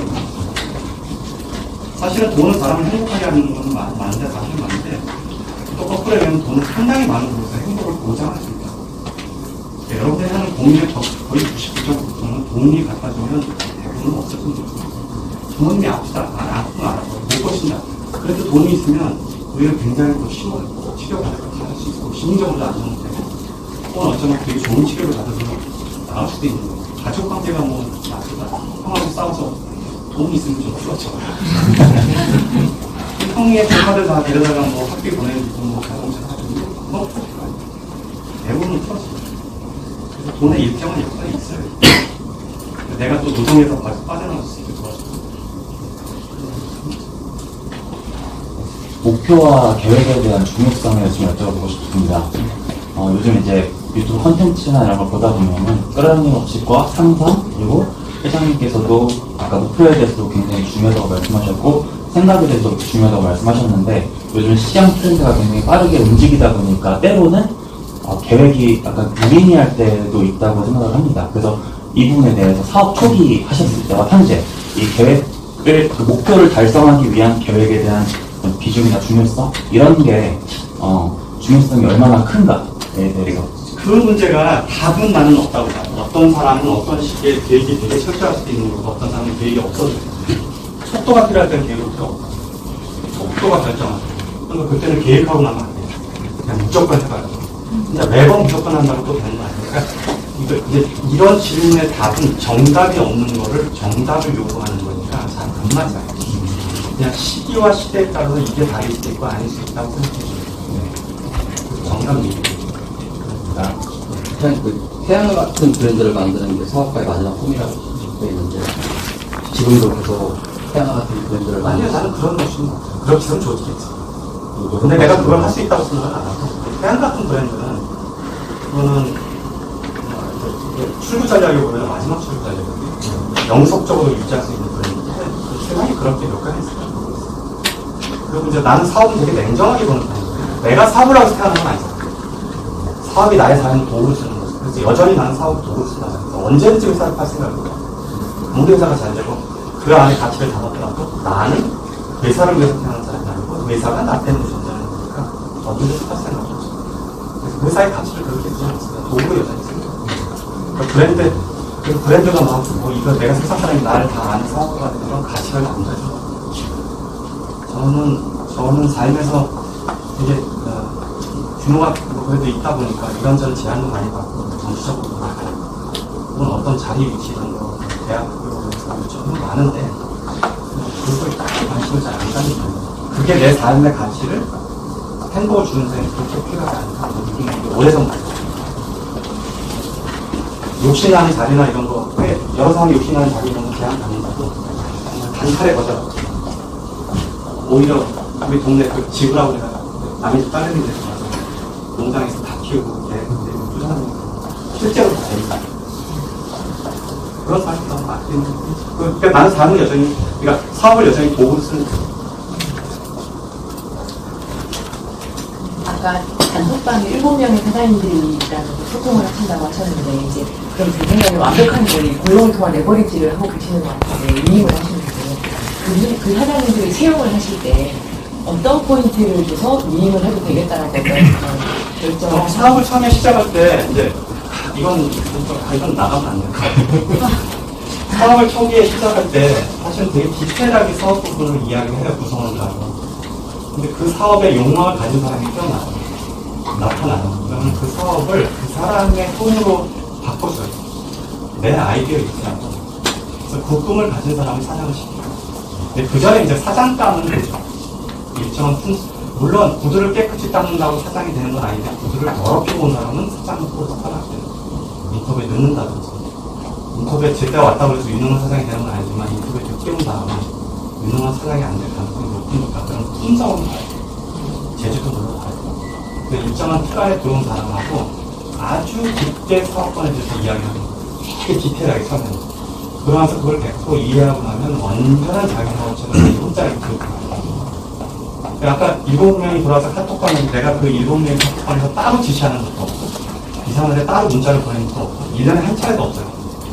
그 다음에 개별 문자가 왔을 때 뭘 묻거나 확인하는 경우도 없어요. 그러니까 내 카톡방을 보면 7명이 계속 지혜기만 하는 거예요. 몇 달 가야지 내가 뭐 하나 물어볼 정도로 이렇게 사업에 관련된 문제가 아니라 잘했다 정도로 특별 상황이라서 혹시 의문 생기는 정도죠. 그러니까 우리 회사 사장은 나한테 도와직원이라고 하면 직분을 가진 그냥 경영자들로 봐요. 완전 독립적인. 저는 우리 회사 사장한테 뭐 제안을 하거나 뭐 우리 출판 사장한테 뭐 이런 좋은 책이 있는데 한번 내볼래? 안 돼. 누구를 취직시켜 이건 안 돼. 우리 가족도 취직 못 시켜. 그리고 그렇게 안 해도 아무도 서로 이걸 눈치 보거나 평화할 수 있는 사람도 없어요. 굉장히 독립적인 거예요. 그러니까 이렇게 와서 아무도 안 하고. 그리고 이 안 하보는 게 나한테 그거를 뭐 흉보거나 욕하는 게 아니라 안 하보는 걸 자연스럽게 그래도 되는 거예요.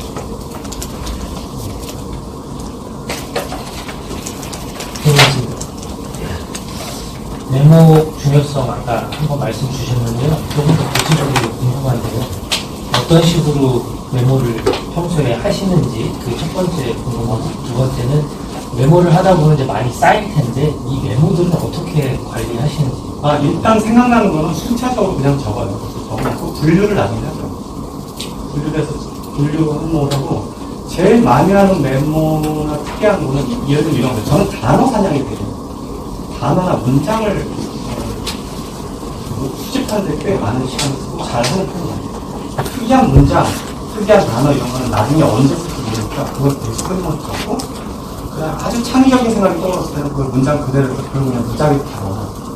그럼 이게 분류해서 나중에 이게 하나의 책 목록이나 스토리가 되면 하면 그때 뭐냐 엮어서 글로 쓰죠. 그래서 그렇게. 근데 이제 나는 여전히 사업가니까 내가 하는 일 중에 나는 언어나 문장이 이 회사를 만든다고 느낀다. 우리 예를 하나 들어볼게요. 스노박스 플라워가 처음에 오픈을 했을 때 이 시장을 우리가 어떻게 들어가냐고 그랬냐면, 이거 정리해서 얘기하실 것 같은데 사업을 어떻게 보는 관점을 이야기해서 이거 길더라도 얘기 들어봐요. 한국에 내가 왔다 갔다 보면 나는 꽃을 평소에 되게 좋아하는 사람이라서 꽃을 내 호텔에도 꽃을 들었단 말이야. 내가 여기 서울 텔러스 그 삼성동에 있는 호텔에 옛날에 군대 있을 때는 1년에 한 2달씩 머물렀는데, 그 호텔 밑에 가면 꽃집들이 많이 있다. 그래서 꽃집에 가서 꽃을 사려고는 질문이 이제 꽃 사러 왔다 그러면 얼마짜리 해드릴까요? 이런다고. 그러니까 이건 뭐냐면 항상 전불형인 거야. 그러니까 한 송이만 팔지는 않습니까? 그러면 한 송이는 안 판다는 거예요. 가방으로 하든지 한 송이를 팔 의도가 없어요. 그리고 실제 꽃도 없어. 가보면 다 주문받아서 꽃다발을 만든 용도의 꽃이지. 그러니까 꽃집에 내려가 보면 그렇게 팔리지도 않고 죽지도 않는 뭐 나무 종류의 선인장을 잘 떠서 않고, 이쪽에는 냉장고 꽃 몇 개 들어가 있고 전도 꽃배달 주문백 이게 꽃집이잖아요. 즉 그게 일상적인 꽃을 파는 회사가 아니라 대부분의 한국 꽃집들은 다 선물용 매개로 쓰는 꽃집인 거예요. 그래서 한국에는 꽃집이 없다고 생각해요. 그러니까 한국에 꽃집이 없는 걸 꽃집을 만들려다 보니까 우리가 목표하는 시장은 경조사 시장이 아닌 개인 소비 시장이었거든요. 근데 한국은 개인 소비 시장의 비율이 20%밖에 안 돼요. 서양은 80%가 개인 소비 시장이고 경조사는 20%밖에 안 돼요. 그럼 이 얘기를 잘 들어야 돼요. 한국의 80%가 경조사고 20%가 개인 소비 시장이 되면은 사람들이 꽃을 안 산다는 얘기가 아니라 경조사 시장만 발달해서 여기는 발달이 안 돼 있다는 얘기예요. 근데 반대로 서양에는 80%가 경조사 시장, 80%가 개인 소비 시장이고 여기가 20%라는 얘기는 여기 시장을 너무 개인 소비 시장을 너무 많이 잘 만들어놔서 이 시장은 원래 변동이 없는 시장이에요. 죽는 사람이 입장하니까. 이거를 4배 이상 큰 시장으로 만들어 놓은 거니까 한국도 거꾸로 이 데이터를 적용하면 현재 경조사 시장의 4배 시장이 여기 숨어있네. 이거를 본 거예요. 요 관점으로 접근하는데 이거를 표현할 말이 뭐가 있어요? 없었어요. 개인 소비 시장에 우리는 개인 소비 시장 꽃집입니다. 이거 말이 이상하잖아요. 마케팅에서 그렇게 쓸 수 있어 안 돼요. 그래서 이거를 설명할 단어를 찾는데 몇 달을 걸렸어요. 그러다가 찾은 단어가 나를 위한 꽃집.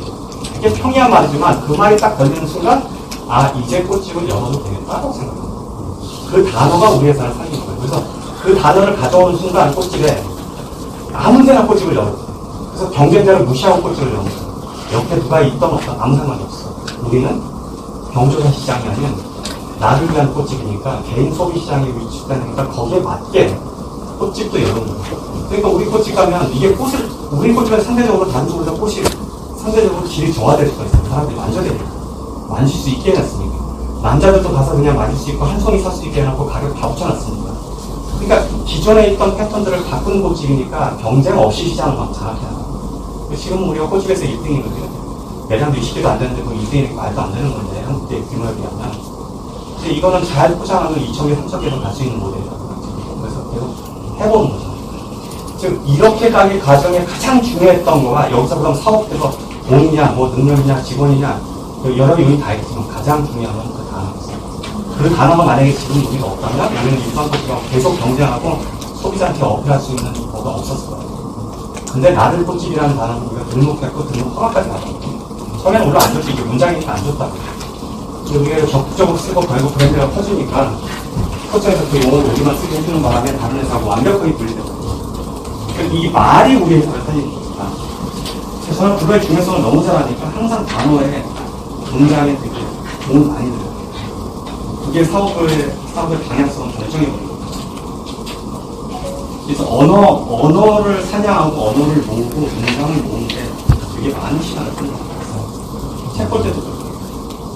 이런 거 사소하게 어디서 얻냐면 옛날 잡지들 있죠. 중고사전 나오는 옛날 잡지들 있잖아요. 샘터도 있고 뭐 중생활도 있고 그러면 각종 잡지들 보면 그 잡지 편집인이 기사 하나 쓰려고 엄청 좋은 타이틀을 거기다 적어놓은 거야. 굉장히 아름답고 되게 직관적인 단어들을 거기다 써놨는데 그걸 다 한 번 쓰고 버린다는 거예요. 그런 문장들 다 뒤져보는 거예요. 옛날 시골 미장원 이런 데 가면 써서 바닥에 있는 잡지들 중에 다 있잖아요. 그리고 심지어는 뭐 나는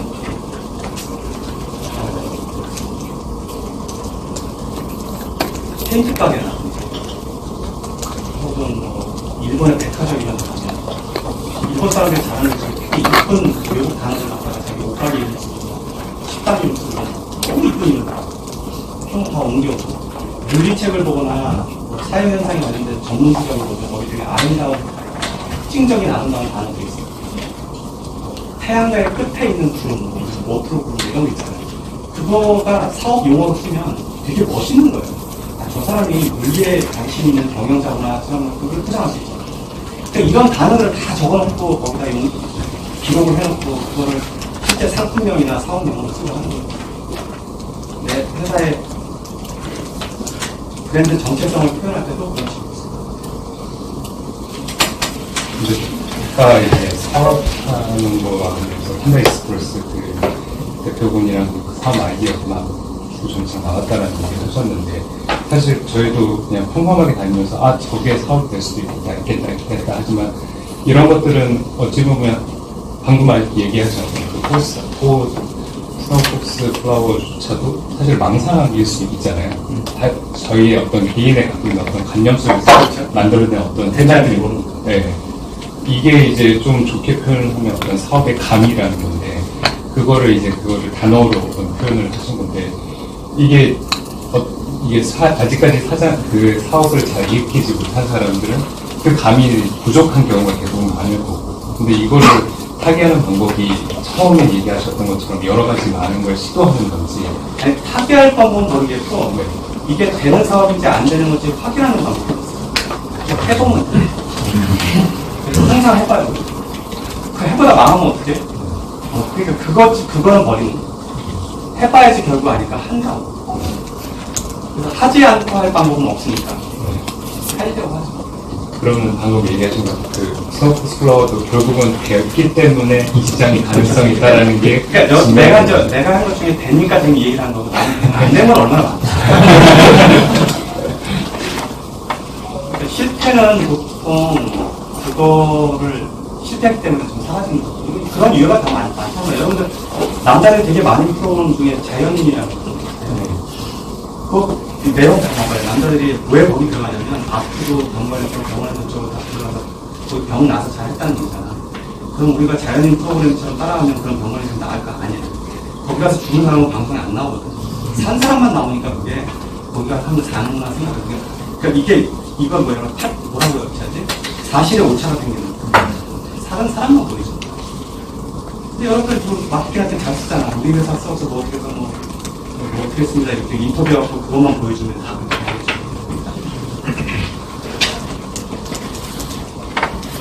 이전 말씀해 주신 거에 대한 연계 질문인데요. 아까 그 꽃집에 대한 패러다임을 바꾸셨는데,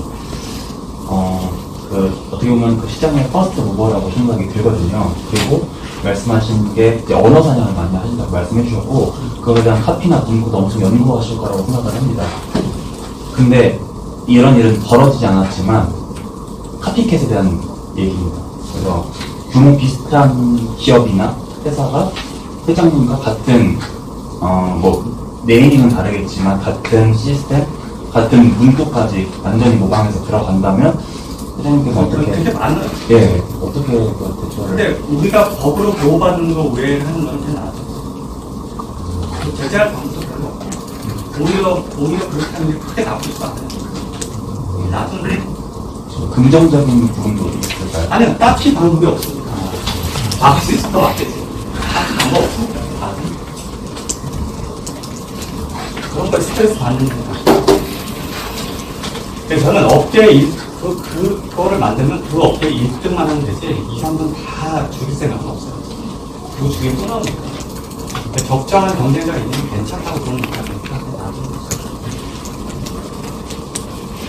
근데 완전히 따라하고 로고까지 따라하는 거. 네. 그런 건 뭐라고 그러지?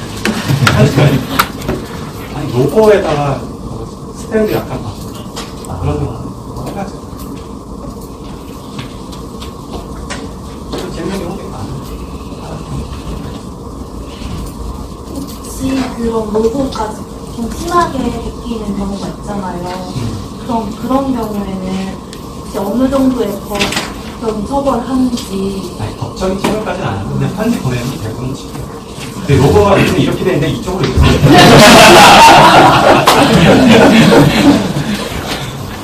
단지 이거 좀 다른 얘기인데, 예를 들면 저는 이렇게는 오히려 하는 게 없어요. 스노박스의 반대말이 로고가. 대부분 블랙 골프예요. 블랙 골프는 내가 갖고 있어요. 너무 해놨다. 그거는 상상해서 그건 나가요. 왜냐면 여기서 갖는 영향을 가지고 반대로 쓰거나 또 비슷하게 쓰거나 이런 경우 있으니까 화이트 박스 이렇게 쓰는데 그거 다 막을 수는 없는데 어쨌든 막을 수 있는 것까지 막아요. 좀 블랙 골프는 어디다 쓸 수 있을까? 어디다 쓸지 모르겠는데 쓸 수 있는 브랜드 업체가 하나는 보여요. 남성용 화장품 시장이 지금 열리니까 스노박스의 반대로는 남성용 제품을 만드는 화장품 가게는 쓰지 않을까 하는 생각이 듭니다. 누가 남성용 화장품 가게 한다고 해주세요. 그렇게까지는 막아보려고.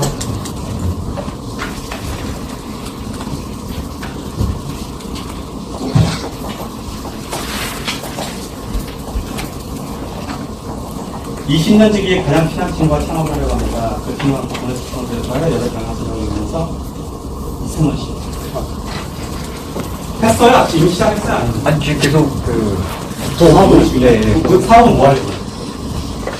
아카데미를 하려고 하는데요. 제가 이제 그 음악 쪽을 하고 있는데 약간 실용음악 관련된 이제 K-pop 관련된 이제 아카데미를 그 친구와 하려고 하는데 그 책에서도 이제 동업에 대해 말씀해 주셨는데 이제 이게 좀 걱정이 좀 되는 부분이 있어서 아무리 친한 사이여도 아무리 선언을 잠깐 왜 이 친구랑 꼭 사업을 해야 돼요? 말이 잘못 나왔어요. 아닙니다. 그건 아니고요. 꼭 필요해요 이 사람. 두 가지지. 그 사람이 능력이 필요하거나 자본이 필요하거나. 자본이 있죠. 오히려 다행이에요. 자본이 필요하거나. 나는 사업을 동업을 좀 반대하는 입장인데 반대하는 입장은 뭐냐면 한국 사람들이 동업하는 걸 너무 못해요. 동업이 나쁜 건 아닌데 동업하는 태도가 너무 나빠요. 그래서 사업을 한국에서 동업을 하면 문제가 아니면 동업에서 얻는 스트레스가 내가 회사를 경영할 수 있는 스트레스의 총량보다 높아요. 그걸 견뎌낼 수 있다는 각오를 하지 않으면 동업은 안 돼요. 그러니까 굳이 동업을 하려면 정말 둘이라서 서로 동업에 대한 이해관계가 똑같아 있을 수준이에요. 그렇지 않으면 동업은 엄청난 스트레스 발생하고 결국 잘 돼도 떨어질 거고 쪼개질 거고 안 돼도 쪼개질 거고. 그래서 안 하는 게 낫다. 이거 질문하는 정도라면 안 해요. 그래서 저도 그것 때문에 그게 같이 포함되어 있었습니다. 안 하시는 게 더 나아요. 동업자는 나와 똑같은 사람을 하나 더 두고 사업을 극적으로 키우고 여러분들이 만약에 현실에서 경영자인데 정말 내 뜻대로 따를 사람 가지고는 딱 2명만 충성 과정에서 대기업을 만들어요. 그건 한두 명이 없어서 그래요. 그게 한두 명이 안 되니까 매번 아까 채망처럼 이게 빠져나가는 거예요. 한두 명이 마음은 그게 밝혀진다고 하는 건데 그래 동업자는 이미 막 생긴 거잖아요. 얼마나 좋아. 그런데 동업에 대한 이해가 부족하면 이건 두 개들만 서로 다 했어요.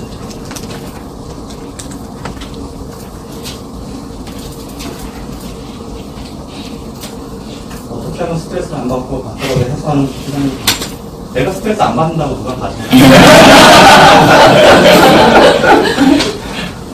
이건 저기 질문 자체가 오도돼 있어서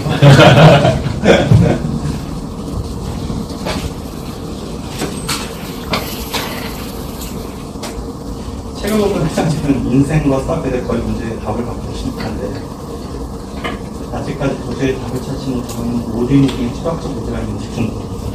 아니 이것도 누구야? 이게 되게 위험한 생각이에요. 나는 여러분들한테 여러분이 유명하다는 그래서 유명한 사람 찾아가서 만나고 있거든요. 유명한 사람이 이런 문제에 답을 하잖아요. 아는 체 하면 진짜 여러분들 마음은 나타나고 동시에 다 나오고.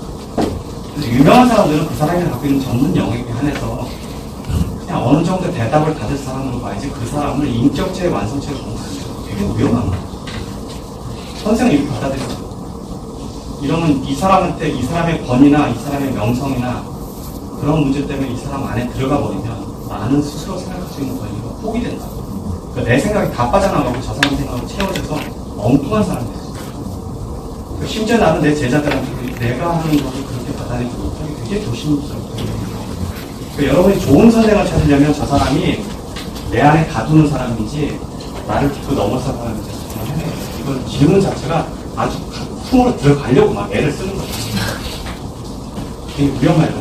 이렇게 되라, 이렇게 물어보고.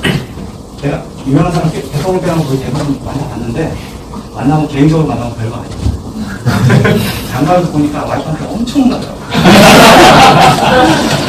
그렇게 딱 부사리 받는 좀 후배 밑에서 후배 앞에서. 그러니까 사실은 다 별거 아니에요. 우리 집에서 대학 총장도 오지만 양말 잘못 벗었다고 혼나는 사람도 많고 다 사실은 안으로 들어가면 되게 평범하고 똑같은 사람이에요. 그러니까 그 사람이 덕성이 더 있고 품격이 더 있고 혹은 명성이 뛰어났다고 해서 모든 것에 답을 갖고 있다고 생각합니다. 어쩌면 여러분이 그 답을 더 정확하게 잘 알고 있을 수도 있어요. 나도 보면 제자들 중에 보면 어떤 사람들은 단지 사업이 작다는 이유로 심지어 그 사람이 더 고결한 성품과 지혜를 갖고 있는 그 사업이 큰 사람한테 그냥 지거나 그 밑으로 들어가는 건 너무 많이 봤어요. 되게 안타까워요. 그냥 단지 사업만 잡을 거예요. 그런데도 지적 체계에 그냥 자기 거를 포기하더라고요. 너무 안 나가죠. 그렇게 하지 말고 스스로 혼자 살 수 있는 지혜를 책을 통해서 그 중압감을 느끼지 말고 다시 혼자 생각해요. 그래서 책은 읽고 난 다음에 그게 질문이 생겨서 그 질문이 내가 체화될 때 그게 결국 내 책이라고. 그 책의 정답을 가려서 밑줄 쳐갖고 스티커 붙여놓은 게 내 답이라고요. 하나의 참고 문화인 거죠. 절대로 이렇게 접근하면 안 됩니다. 이거를 이렇게 하고 어떤 사람이 여기다 대답을 해서 막 되게 멋진 대답을 하면 여러분들 인생이 크게 문제가 됩니다.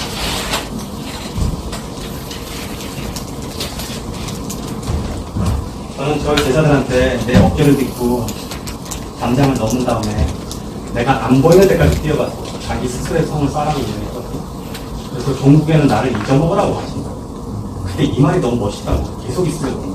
안 되죠. 진짜 울타리를 벗어나서 나를 잊어먹어. 진짜 나한테 떠올려가지고. 왜냐하면 내가 하는 거는 내가 하는 방식의 일부고 그 사람이 스스로 앞으로도 이걸 가져서 얼마나 더 클 수 있는 사람이 사업적으로든지 아니면 일적으로. 근데 왜 그 안에 들어가야 돼? 그 사람 울타리를 벗어나야 돼.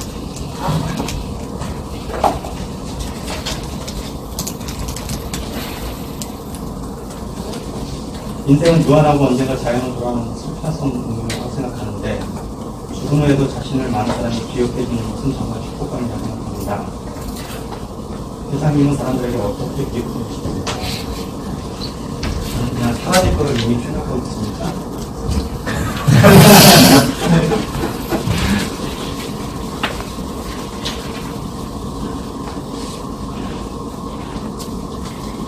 죽상이 꼭 사과해야 된다.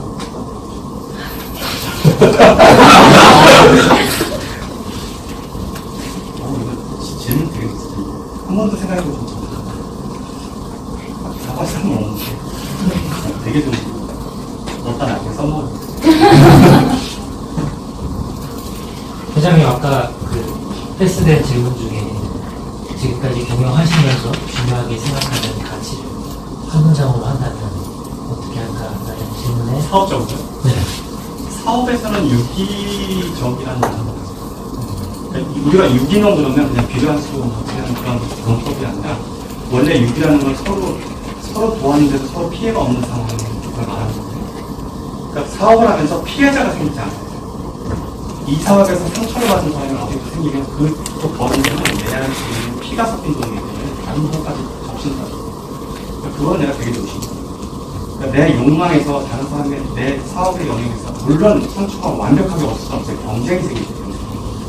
그렇지만 법적으로 문제가 없는 상태에서 경쟁을 해서 이긴 것까지는 괜찮은데 이게 뭐 사기라든지 아니면 어떤 간업된 어떤 구조 안에서 피해자가 발생하지 않는 것 혹은 직원들의 필요 이상의 희생이 가능해 이렇게 해서 얻은 돈들은 슬픔이 묻어있는 돈이에요. 그래서 유기적 사업이 아니라고 그래서 잔업을 하는데 잔업에서 피해자가 발생하지 않고 이 잔업의 영향이 다른 사람에게 도움이 되고 그 돈이 자본으로 돌려지는 것 정도는 아주 아름다운 거거든요. 나는 유기적 사업체에 대한 욕망이 항상 있죠. 내가 사업을 할 때 이게 존재할 만한 가치가 있는 사업인가 그래서 고민해요. 존재할 만한 가치가 있다고 할 때 줘요. 그냥 돈 버는 거는 예전에는 그럴 수 있었으면 괜찮았어요. 지금은 그런 거 그 말씀 중에 두 가지를 합쳐보면 되게 의미 있는 게 나올 것 같은 생각이 들었는데 멤버에 대한 답변하실 때 이제 사업할 때 그 정체성을 한 문장으로 표현하기 위해서 노력하시는 걸로 사업이 시작됐다면 그것이 유지되기 위해서는 유기적인 그 방법을 적용하면 뭔가 완성체가 되는 그럴 수도 있겠죠. 그걸 목표로 해서 사업을 해보는 건데 사업 아이디어가 떠오르는데 그 아이디어가 유기적인 역할을 한다면 좋아하는 거죠. 유기적인 역할이 없다 보면 안 해요. 근데 유기적인 역할이 있는 사업을 찾아보려고 애써보지는 그건 잘 안 되는 거죠. 해봤는데 들어봤는데 괜찮아요. 저는 제자들을 오늘도 아침에도 저는 7시에 서천에서 달리기 하는 제자들을 농구반이라고 해요. 농구 중에 사업가들을 모여서 우리가 맨날 하는 얘기는 거기 하는 게 다 사업이 무슨 사업을 하시겠어요? 그냥 특화를 했어요. 오늘 되게 재미난 얘기가 몇 가지 엄청 싸웠던 많아요. 불편함을 계산하는 건 다 싸워요.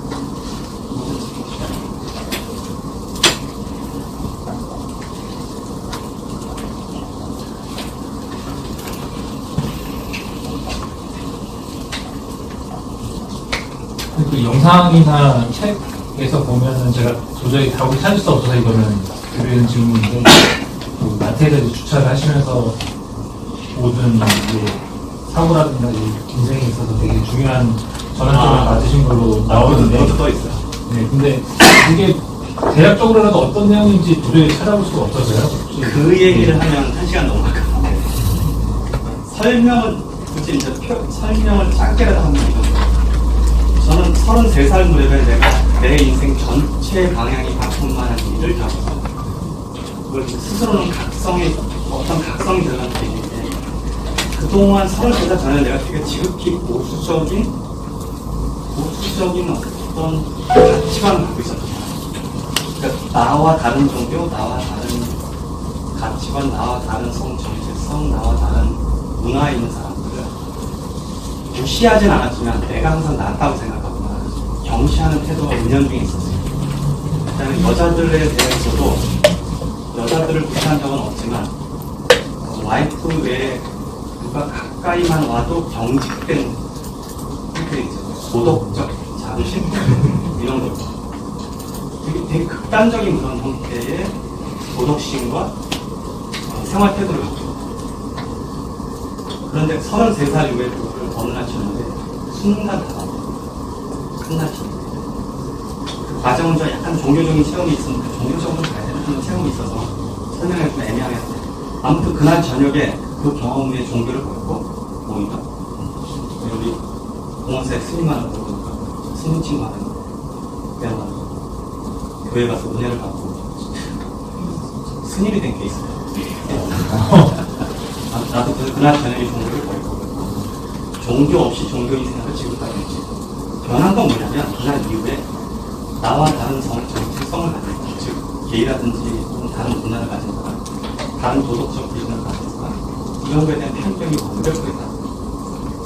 그날 이후로는 거의 모든 사람이 다 믿고 이미 종교화되어버린 거지.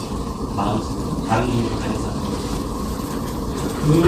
그때부터 나는 전에 있었던 김성과 다른 김성을 지금까지 한 번도 변하고 있잖아요. 삶을 더 보편적 시각에서 바라보고 편견 없이 볼 수 있는 상황으로 나를 끝나지 개인적 체험에 있었어요. 근데 이걸 내가 자세하게 얘기하면 목사들도 그만두고 자꾸 나한테 형 그러면서 지원을 달라고 종교를 버리라고 하는 건 아닌데 잘못 오해하는 그런 여지가 있어요. 그래서 저는 이제 이걸 좀 쉽게 얘기하면 나는 종교라는 것은 이 강에서 저 강을 건너는 배라고 봐요. 배에 같이 타고 하는 사람도 너무 좋고 안전하니까 배에 계속 앉아있는 거예요, 종교를 가진 사람. 근데 내 경험으로는 배를 건너서 가니까 가도 괜찮아. 대신 나는 하나님이 너무 바쁜 분이니까 너한테 개인적으로 관심을 안 가지고 네가 알아서 우리가 기도한다고 막 들어주는 거 이런 건 아니고 개별적으로 하는 거지. 이 양반 너무 바쁜 양반인데 그렇게 안 하고 네가 알아서 봐. 괜찮아, 틀만해. 요런 입장이에요. 배 건너가서 보니 배를 2대만 타고 왔다고 강을 건너니까 아니고 다른 데도 또 오기도 하고 심지어 배를 안 타본 사람도 여러 방식이 있더라고요. 그 다음부터는 되게 포용적인 사고와 신앙과 사람들을 대하는 어느 한순간부터 진짜 극적으로 변하는 거예요.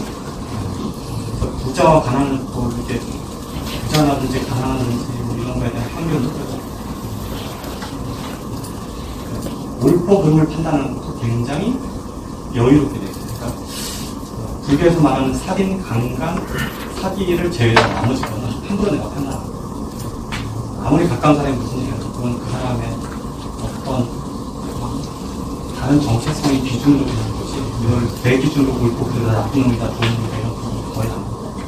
그게 다 그날 저녁이죠. 회장님 연결해서 죽음에 관해서 이점을 어떻게 보시는지. 죽음도 그냥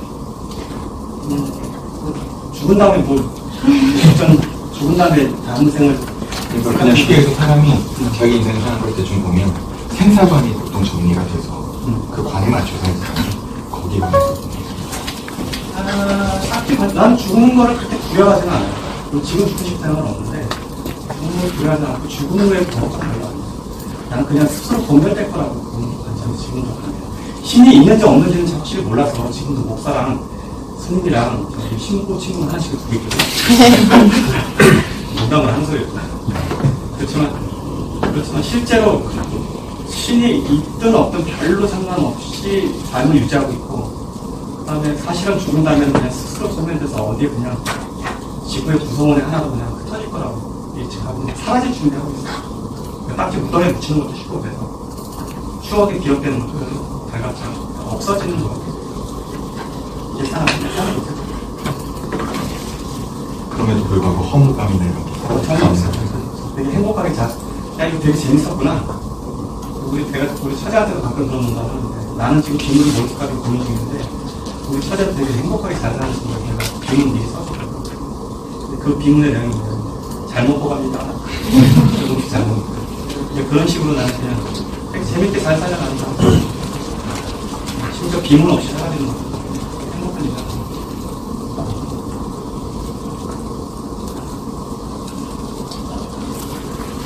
이런 얘기가 재밌는 저는 그 철학적인 질문은 아닌데 요거 질문 끝나면 이렇게 합시다.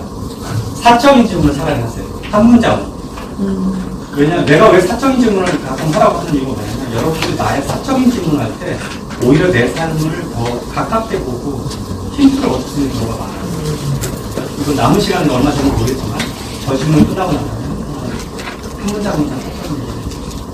그 직원의 급여에 대해서 자꾸 고민이 많아져가지고 2인자도 필요하다고 했잖아요. 그러면 그 2인자의 급여를 어떻게 측정을 해야 되고, 그 체에서 빠져나간다고 했잖아요. 근데 이거를 안 빠져나가게 하려면 급여 말고 또 어떻게 해야 되지? 뭔가 이 사업 초기에 하는 그런 생각들이 지금 사업가예요? 아니 이제 2인자예요? 작게 하고 있는데 뭐 한 3-4명이랑 같이 이렇게 작은 사업을 하려고 학원에 있어요. 규모가 엄청 작기는 한데. 네, 그래서 아니 물론 급여가 높으면 좋겠는데 급여가 높다고 사람이 안 나가는 내가 보기에 제일 좋은 거는 사람을 고칠 수 있는 제일 큰 매력은 그 사람이 나와 같이 일하면서 같이 성장해서 자기의 가치가 그 회사에 나타나는 거예요. 여러분이 회사에 하고 운영하는 이유는 뭘까? 단순히 돈 버는 것뿐만 아닐까. 이거를 하면서 나의 자존감이나 나의 가치가 구현되기 때문에 사는 거야. 그러면 그 부하 직원도 동일한 걸 줘야 돼. 일만 하라고 게 아니라 일에서 느끼는 공감도 줘야 될 것 같아. 그러려면 적당한 역할도 줘야 되고, 칭찬도 해야 되고, 격려도 해야 되고, 동시에 이제 금액으로 뭔가 성과가 나올 수 있는 역할이 있어야지 또 회사가 오는 거예요. 그런데 그게 리더의 역할이다. 해줘야지 또 있어. 안 그러면 그게 매칭이 안 되는 거예요. 혹은 오너의 그릇이 너무 작고 직원의 그릇이 더 크면 넣을 수가 없다고 해요. 내 그릇 안에 넣을 수가 없잖아요. 그럼 결국 나가겠죠. 자, 이제 그냥 한 문장씩 나누시면은 딱 개인적 질문하는 거 나도 한다고 합니다. 질문 있습니다. 네. 그 금식 하시고 이런 게 많은데 평소에 좋아하시는 음식이 뭔지 궁금합니다. 갈비탕? 두 번째. 제사하나 사실 남을 맞죠. 두 번째는 그러면 취미는 평소에 어떤 취미가 좀 목공이 목공. 알겠습니다. 특별히 저녁에 할 때 책에서 좀 썼는데 그 생활 기초적인 그런 생활을 되게 중요시 하시는 것 같아요. 이불 개는 거, 작은 사소한 그런 습관들 그런 거에 대해서 가르치지 않는 거예요. 네. 나는 자녀 교육은 하나의 학습만 좀 보는 데 가는데 그 아이의 엄마를 사랑하면 대부분은 자녀 교육은 남자가 한 달에 며칠 일하세요? 한 달에 30일 일해요. 근데 내가 하고 싶은 거 목공이 안 그래도 참 이거 여담인데 내가 농장에서 못한 일을 하고 있으니까 거기 주정 아니 시정부에 누가 한 공무원이고 뭐 공무원이 있었어. 그래서 보송하고 있었더니 미국 백인 남자인데 이게 네 일이야? 그럴까? 이게 내 일이야. 여기 와이프는 없어? 없어.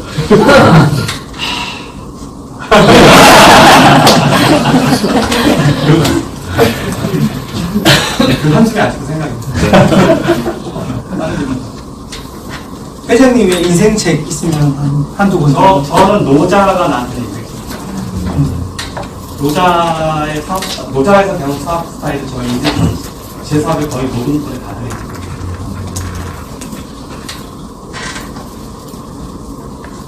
네, 10분 남았다. 일과 가정에서의 우선순위 같은 게 있으실까요?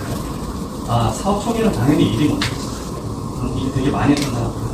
지금 잘 균형이 돼. 근데 사업 초기에도 나는 사업하면서도 와이프하고도 정기적으로 데이트하는 거 이런 거 했었어요.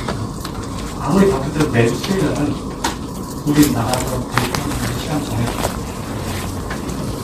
뭐 잘한 건 아니었지만 군살이 하나도 없으신데 체중 관리 비법이 있으시다면? 나는 내 몸에 아직도 나 복근이 있는데 이게 패션 근육이 아니라 노동 근육이에요. 패션 근육을 갖고 있는 사람은 여자한테 멋있게 보일 수 있는데 지켜줄 수 없고 이건 사람 지키는 근육이에요. 혹시 노래방 18분 같이 가장 좋아하는 노래가 있으신가요?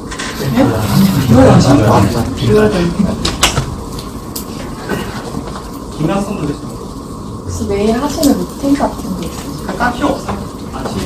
이제 여러분들이 궁금한, 이런 게 보고 궁금하더라고요. 성공한 사람은 혹시 루틴이 있을까? 이렇게 그런 거 꼭 지키는 게 젊었을 때는 그렇게 했어요. 되게 체계적으로 하고, 교육 잘하고, 왜 이렇게 표에 따라서 사는 삶을 직접 살았거든요.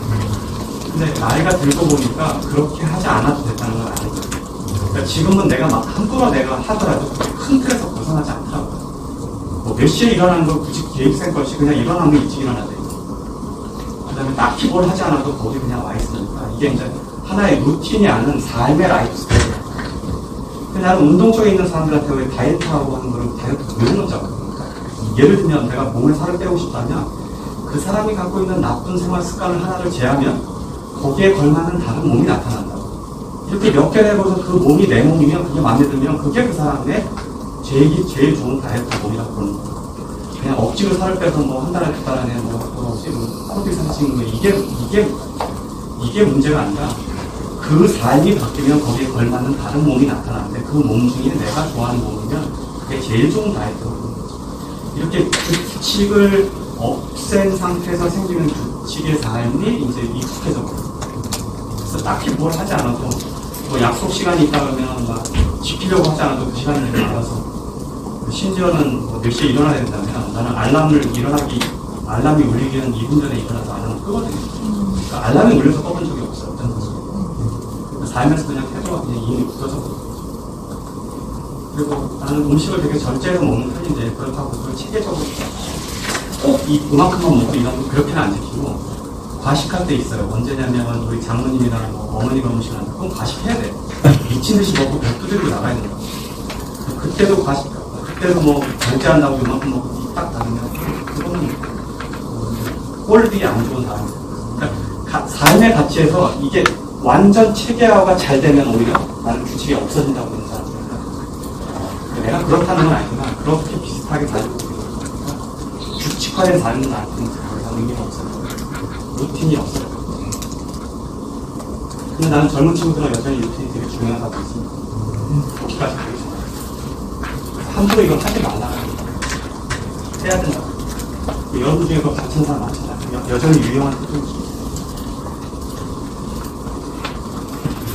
평소에 자주 보는 TV 프로그램이나 아니면 팟캐스트, 유튜브 같은 거 TV 보는 거는 몇 개 거의 없고 유튜브는 거의 봐요. 3% 자주.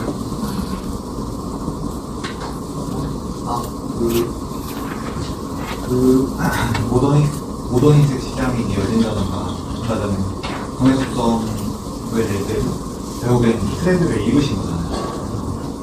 그 이벤트 결론적으로는 통찰력을 얻는 거, 뭐 예를 들면 아침에 10개의 신문을 다 본다던가 약간 그런 노하우가 혹시 있으세요? 네, 정보는 많이 습득하는 편이에요. 신문을 되게 많이 보고, 지금은 좀 덜한데 내가 직접 사업에 신문을 안 하니까. 근데 시대의 흐름을 읽기 위한 정보 체계를 구축하는 데는 되게 시간을 많이 써요. 그러니까 그걸 어떻게 했는지는 모르겠는데, 해보면, 이런 방식으로 주로 해요. 예를 들면, 이런 게 있어요. 내가 비행기에서 글을 하나 읽었는데, 미국 사람이 텔레비전 찍었는데, 제목이래. 그래서 나는 여전히 애플비에 간다라는 게 제목이었어요. 그래서 그 제목을 놓고, 이제 결론만 얘기하자면 그 제목 하나에서 읽은 글을 가지고 프랜차이즈 업체가 핵심이 뭔지를 찾아냈어요. 그런 쪽으로 이걸 돌려보는 거예요. 저는 그래서 예를 아주 극단적인 건 이런 겁니다. 그 중에 하나가 단어에 하나 꽂혔는데 이 단어가 뭐냐면 로컬 푸드라는 단어예요.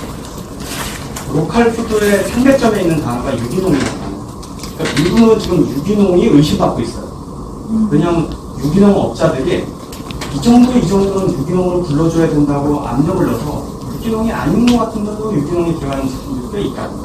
그러니까 유기농을 먹는 소비자 입장에서 이것도 유기농이라고 이런 의심이 지금 들어가서 그배 사업배 현장에서 판매하고 있는 콜푸시나 이런 데는 굉장히 큰 도전을 받고 있어요. 소비자들의 의심이 증폭되고 있는데 이걸 판매하는 사람은 이 증폭된 의심을 해결할 방법이 딱히 없는 상황이 지금 전개되고 있고 이 와중에 이 유기농 단어를 갖다가 치고 들어오는 단어가 로컬푸드라는 단어예요. 이걸 어떻게 알아냈냐? 글 보고 찾아봤어요. 그러면 이제 나는 거기까지 찾아내는데 뭐하냐면 그럼 유기농 시장이 그동안 얼마냐, 로컬푸드 그동안 얼마나 변천했는지를 조사를 해본다. 그래서 이게 세상에 어떤 변화와 영향을 주는지를 멀리까지 가보는 거예요. 반대로 또 이런 부분이 있습니다. 우리는 커피 시장을 분석할 때 커피의 맛이 몇 가지 혹시 아세요? 여러분 커피 도표라는 거 본 적 있어요? 동그랗게 검색해서 보면 커피 맛 도표 이렇게 하면 큰 지도같이 동그란 거에다가 세부를 엄청 해놨죠. 볶는 방식에 따라서 뭐 섞는 방식에 따라서 단지에 따라서 산도 뭐 이렇게 쭉 200가지 맛이 나왔어요. 그러니까 커피를 잘하는 사람은 그 200가지 구입하는 거예요. 근데 여러분들은 커피만 몇 개나 알아요? 일반인들은 4개 정도 알아요. 잘 아는 사람. 그 4개가 뭐냐면 신맛, 쓴맛, 당근 볶음맛, 전맛. 그 4가지. 그냥 커피 그냥 집에 넣는 사람. 그럼 이제 이 4가지를 놓고 누가 이걸 가져갔는지를 분석해보고 이게 이제 일종의 나야스스의 통찰 방식이에요. 그러니까 스타벅스가 쓴맛을 가져갔죠. 왜냐하면 스타벅스는 초대형으로 전국에 있기 때문에 맛을 일정하게 유지하려면 강배전을 해서 막 키운 다음에 쓰게 해야지 동일한 맛이 나와요. 그리고 어디 산지기 이거 구분 없이 막 섞어야 된단 말이에요. 그러니까 여기저기서 나온 걸 다 섞으면 균일화되잖아.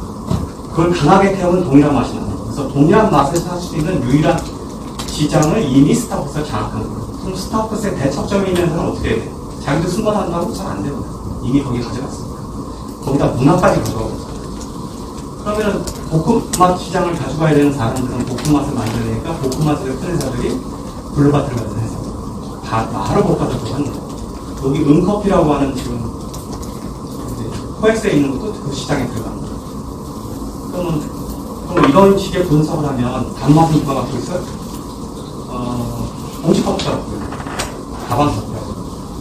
그리고 신맛은 누가 갖고 있냐면 전문가 시장. 그러니까 강남 쪽에 가면 개인 커피숍 되게 많아요. 사람들. 그거는 신맛이에요. 커피점 안에 하고 자랑하는 사람들이 막 빠지고. 그러니까 이게 시장은 4개로 분류되어 있는데 4개 안에 누가 이걸 장악했는지를 분석하고 이렇게 다 사업과 통찰을 보는 관점입니다. 그러니까 시장을 이럴 때 이 관점을 놓고 다른 커피에 따라 해석해보면 되게 여러 방향이 나오는 거예요. 심지어 한국은 이거 외에도 다양한 커피 분류 방법이 있다고. 맛으로 분류하는데 보통은 맛이 아니라 소비자 시장으로 분류하고 가격을 분류하고. 그렇게 하면 왜 이 기세가 어디까지 클 거고 왜 잘하는지를 알 수 있다. 그리고 심지어는 우리가 얘기가 길어져. 테헤란도를 내가 6개월 한 번씩 와서 걸어오면 매번 업체가 틀려진다. 자, 요새 없어지는 게 뭐죠? 은행이 엄청 많이 없어지고 있어요. 그럼 은행 있는 자리에 누가 들어가는지를 봐야 돼요. 누가 여기에 이 이대를 낼 수 있나? 누가 들어갈까? 이게 사업의 변천이에요. 그러니까 그냥 다니면서 은행이 없어졌는 데가 아니라 은행이 들어가는 데가 들어가서 여기에 뭘 할 수 있을 거지? 누가 이 이대를 내가 먹고 있을 거니까. 그럼 그게 그 당시에 뜨는 사업과 사업의 영역이에요. 그렇게 변화점을 그렇게 보는 거죠.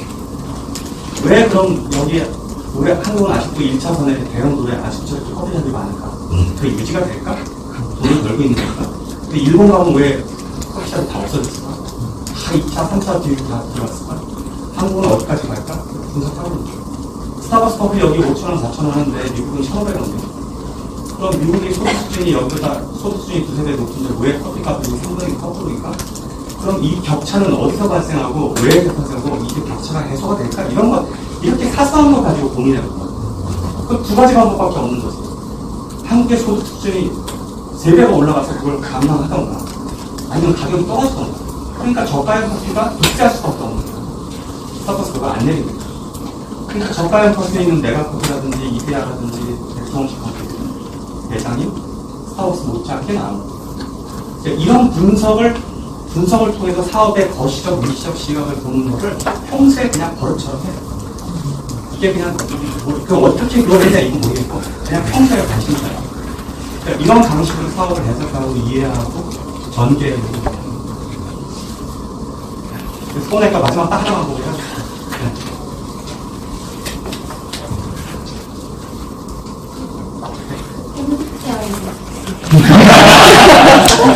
안 나오긴 다 했어. 그건 하도 질문을 많이 책에다 썼어. 책 안 읽었구나. 가서 사장학교원 책 읽어보면 좀 부끄러질 거예요.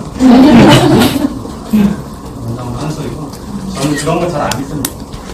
물론 확률적으로는 맞긴 한데 확률 잘못 기대했다가 실수를 하니까 그걸 진지하게 생각하는 사람이 좀 경계해요. 내 부하직원이나 누구를 리드할 수 있는 그 체인을 말하는 걸 너무 진지하게 고민하면 의심합니다. 되게 경계하게 그 사람의 포괄적 지적 수준을 의심하는 거죠. 너무 막 MBTI를 맹신하고 그걸 막 다 모든 걸 해석하려고 하는 남자친구의 성향을 그거에 따라서 한다든지 위험하지. 혈액형, 별자리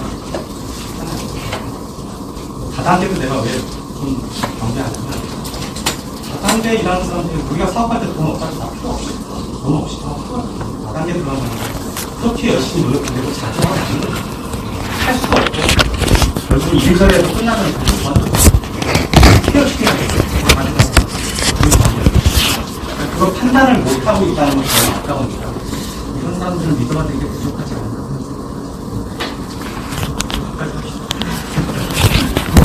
만나서 반가웠어요.